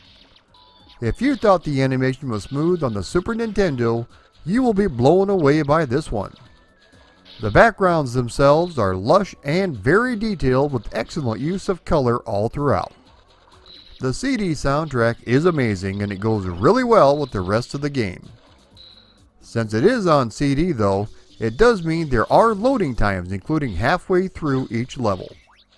For those of you who refuse to upgrade and still prefer the good old NES, a D-make of Rockman 8 was released by a hardcore group of fans. Taking what they could and squishing it down into the classic 8-bit system was a mean feat, but it seems like they did a really good job as multiple people recommended it. I've only played a little bit of it, but it's extremely well done, so check it out if you are curious.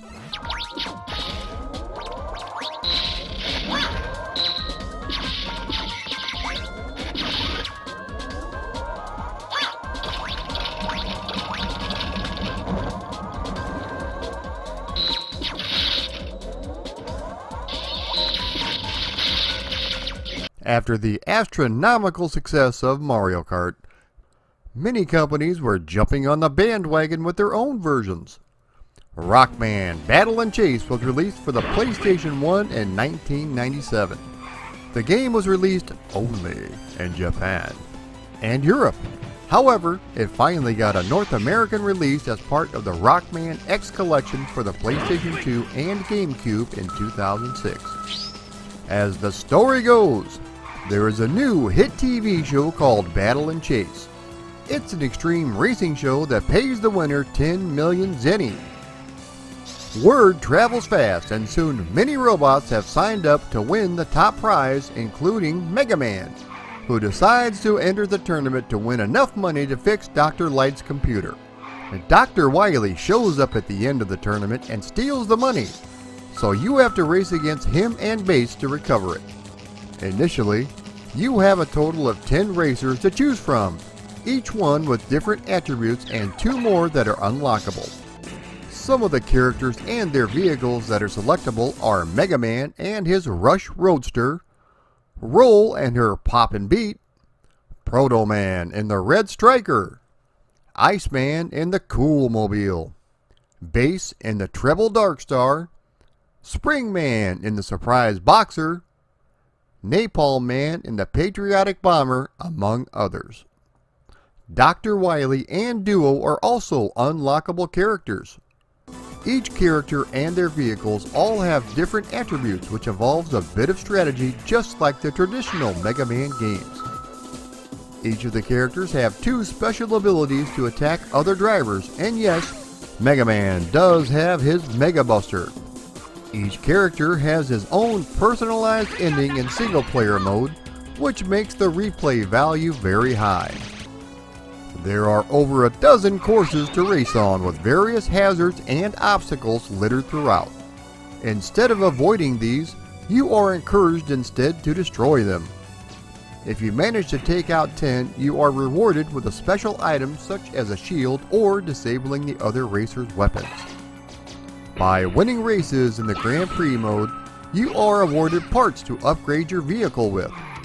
The graphics look decent in 3D, but the frame rate is a bit choppy and not as smooth as some of the other kart racers on the market at the time. Each vehicle controls fairly well, and there are plenty of characters to choose from. It's fairly obvious that this is a Mario Kart ripoff just set in the Mega Man universe. So if you enjoy that sort of thing, be sure and check it out.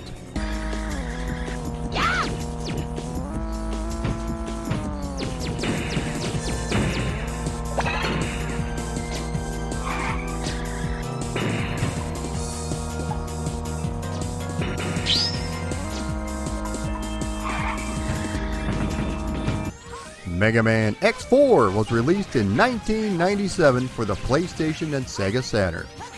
This was the first Mega Man game to be built from the ground up for 32-bit systems, which allowed them to use a higher quality art style and audio along with the game-saving system. The game also features full motion video animated cutscenes and separate campaigns for both Mega Man X and Zero. The game takes place in the year 21XX, just after the events of Mega Man X3, where a new Reploid anti-Maverick military force has taken over led by the General. The giant floating city Sky Lagoon crashes down to Earth and in the process kills millions of innocent civilians. Soon the fingers point to Repliforce as being behind it, so X and Zero investigate their plans to build a utopian space station. But something more sinister is lurking in the background. The gameplay is very similar to the previous games in the series, with his trusty but perhaps rusty X-Buster being used as his primary weapon. As I mentioned, Zero is fully playable in this game. He shares a few of X's basic mechanics such as dash and climb, but plays different in terms of combat. He has a more up-close melee style using the Z-Saber. The power and accuracy makes up for its lack of range. He has no projectile attacks except for the one earned by Stormout. When a boss is defeated, Zero learns a new fighting technique instead of acquiring new weapons. This game was the first to have actual multiple armors. Speaking of your armor, there are various upgrades as found in previous games. The leg upgrade allows you to hover. The head upgrade will stop weapons from consuming any energy. The arms upgrade enables X to charge special weapons. And the body upgrade will enable X's Nova Strike Giga attack, which is a powerful air dash attack. This was also the first game to use cheat codes to unlock specific armors for the character you have selected. The bosses you will encounter are Frost Walrus,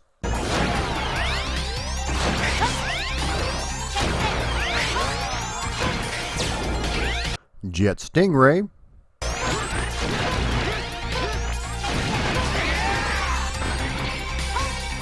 Slash Beast,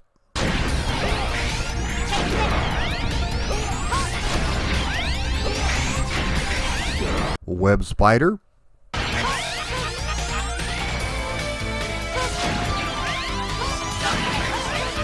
Split Mushroom,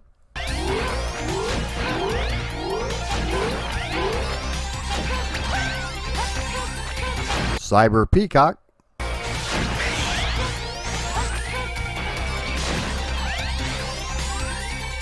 Storm Owl,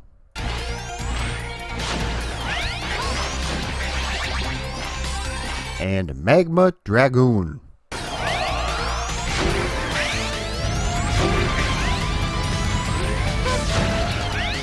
There are a couple of special armors that can be obtained with a cheat code, including the Ultimate Armor for X and the Black Armor for Zero. There are a couple of new ride armors, including the Raiden and the Eagle. The graphics and animation are fantastic and truly takes advantage of the 32-bit technology. Everything from the backgrounds to the sound effects and music all have a nice polished presentation. What is not quite so polished is the voice acting in the animated cutscenes. While it's nowhere near as bad as Mega Man 8, it's still not very good either. I've heard better voice acting on the Housewives of New Jersey. No, this isn't happening. There's no reason for me to go on. What? What am I fighting for? Control-wise, it feels just like the previous entries in the game, which is absolutely fantastic.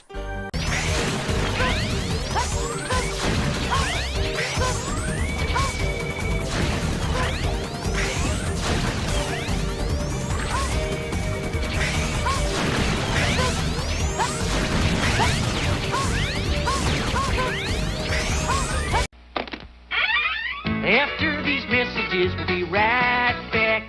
A world under siege, where the baddest bosses rule. Who will save us? Mega Man! join him on his ultimate quest in 3D. Who are his friends? Who are his enemies? Danger lurks around every corner. Mega Man uses awesome firepower to battle diabolical forces. Amazing non-stop blasting action. Who can save the cities from destruction? Don't call a plumber. It's all in a day's work for Mega Man. Let's do it!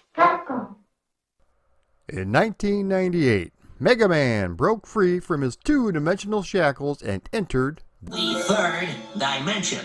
While technically Battle and Chase was his first 3D outing, this is the first game where it's all about Mega Man.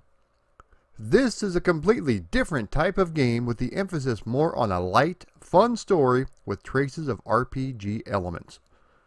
It also featured a free world environment in which you could roam around. The game takes place many years in the future in which you control a different spiritual incarnation of Mega Man named Mega Man Volnut. He is what's known as a digger, which is a person in charge of investigating the ruins of planet Earth. The world is covered by endless water, and what's left of civilization are living on a few islands that still exist. Energy sources are very rare, so these diggers are looking for quantum refractors which are found in ancient ruins. The main goal of every digger is to find the Mother Lode, which is an item of supposedly infinite power. Your friends that accompany you on these excavations are Roll Casket and her grandfather Barrel Casket. You also have Data, which is a mysterious monkey who speaks but only Mega Man can understand. During one of his journeys, he crashes into Cadillac's Island where Mega Man confronts pirates who are attempting to locate hidden treasure. As I mentioned, this is a third-person action RPG that the player has to explore dig sites looking for parts to help restore his ship and get off the crashed island. Upon exploring these ruins, you will come across many different items that help power up Mega Man. The most common thing you come across are Zenny, which is the currency used and comes in the form of crystals when certain enemies and objects are destroyed. These can be used at the town market to purchase buster parts, power-ups, and health upgrades. He does have his Mega Buster and secondary weapons. The Mega Buster can be upgraded in terms of range, power, energy, and rapid fire. The secondary weapons include tripwires and laser beams. He can also upgrade his armor by finding a helmet, buying new armors for increased protection, and shoes that allow Mega Man to jump higher or skate around the city. Since this is an open world environment, there are various places to explore and different challenges you can participate in. You can visit the Apple Market, go downtown, visit City Hall, and the library, among others. What is unique is that Mega Man has an effect on the city itself. A lot of your battles take place inside city limits and the buildings become collateral. You are then given the opportunity to invest Zenny to pay for their reconstruction. The further into the game you get, the more side missions become unlocked. The controls are standard for 3D action games. You can jump and shoot, but the addition of L1 and R1 allows for advanced movement. This is also one of the first games to enable enemy lock-on, but it doesn't work quite as well as Z targeting. Also, you cannot move while targeting. This was the first game that you could play as Mega Man where he actually takes his helmet off and lets his luscious locks flow. The graphics and animation were applauded at the time, but looking at it 25 years later, the jaggies are extremely noticeable. Don't get me wrong, they still look good, but with the advancement of modern emulators, it's possible to use texture filtering to smooth everything out. I would recommend this if you're going to go back and play this game. The game controls fairly well, especially for an early 3D title.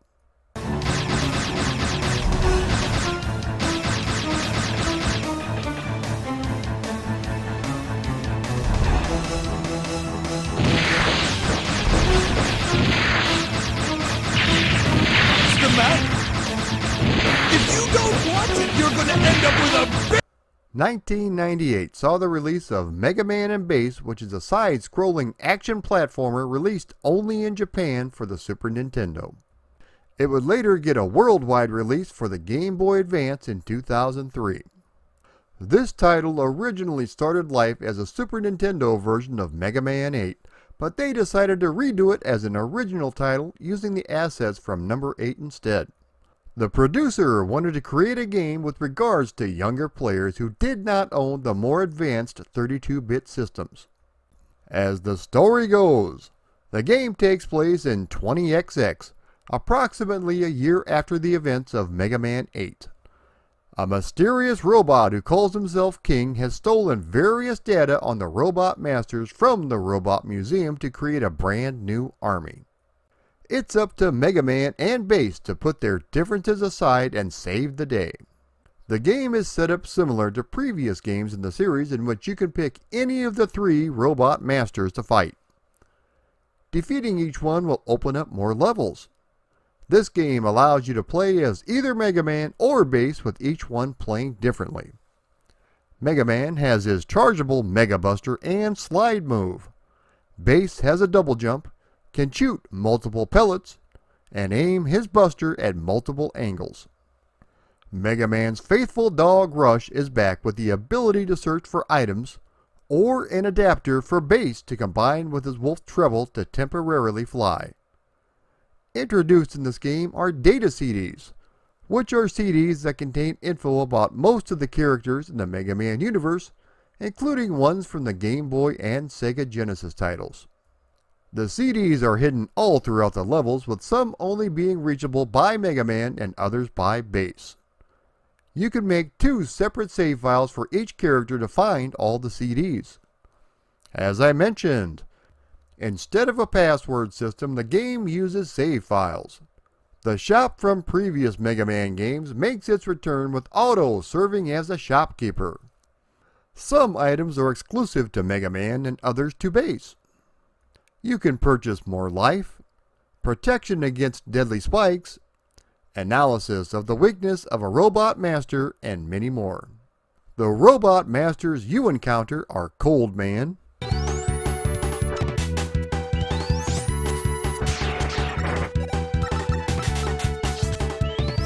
Burner Man,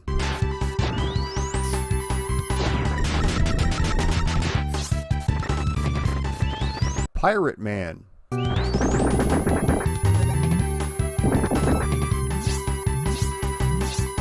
Round Man,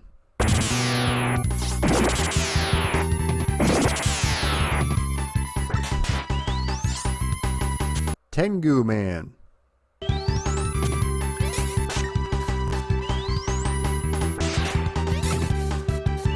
Magic Man,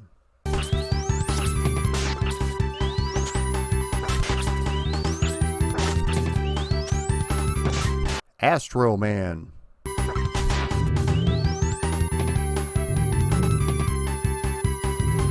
and Dino Man.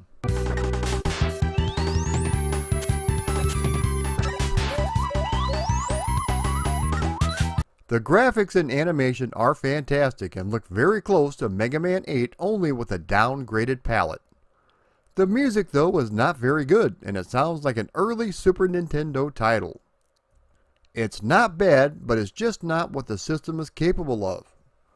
The gameplay is still extremely tight, and just because it was designed with kids in mind, it still has a few difficult levels.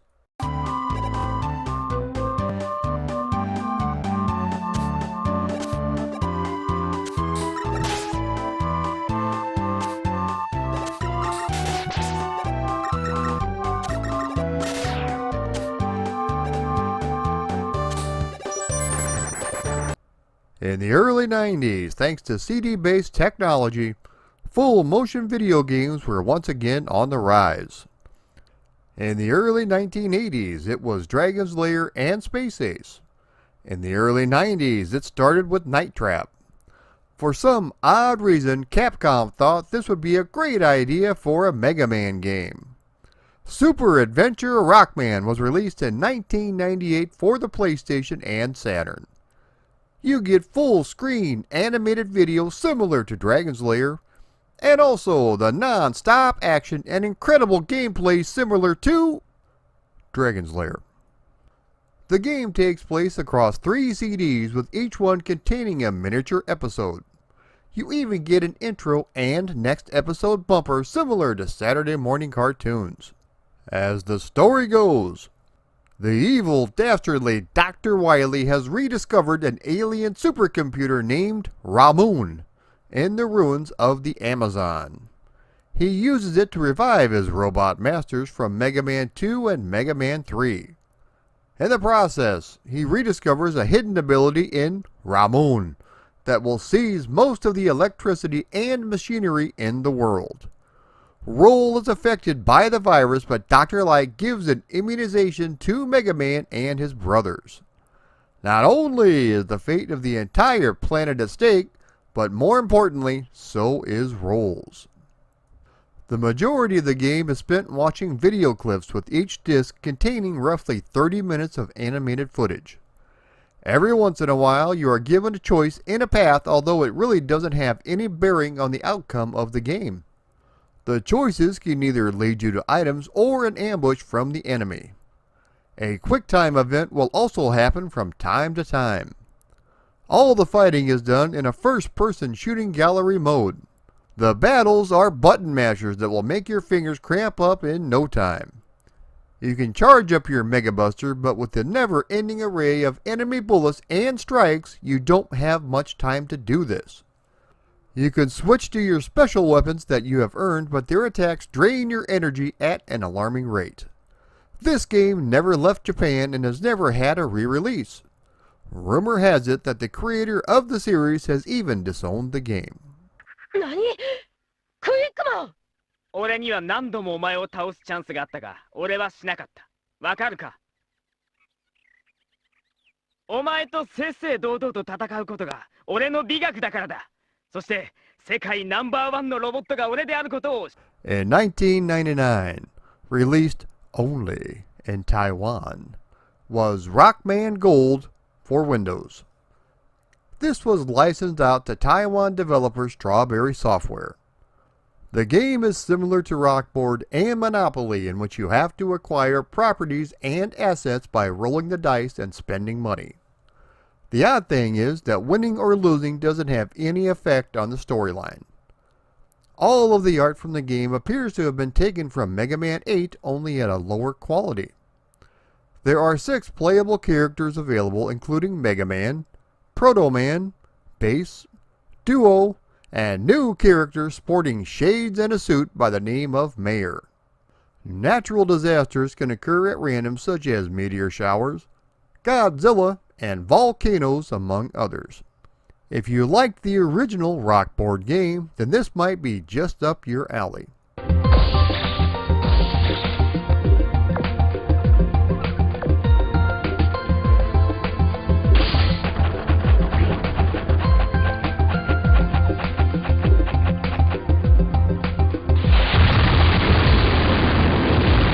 Just when you had thought you had seen every type of Mega Man game possible, along comes Rockman X Storm Tornado. This is an educational title released only in Taiwan, once again by Strawberry Software. There are 6 challenges available for you as you face off against Maverick from Rockman X3. This was one of the only games where X appears without his helmet. If your math skills are not quite as polished as they should be sure and check this one out. And there you have it, my friends, the history of Mega Man, years 1987 through 1998. There are plenty more adventures of the Little Blue Bomber to cover, so be sure and check back for episode 6 coming soon to a YouTube near you. If you enjoyed this video, be sure to like, share, comment, and subscribe. Also, if you want to support me on Patreon, please click the link below. Thank you everyone for watching.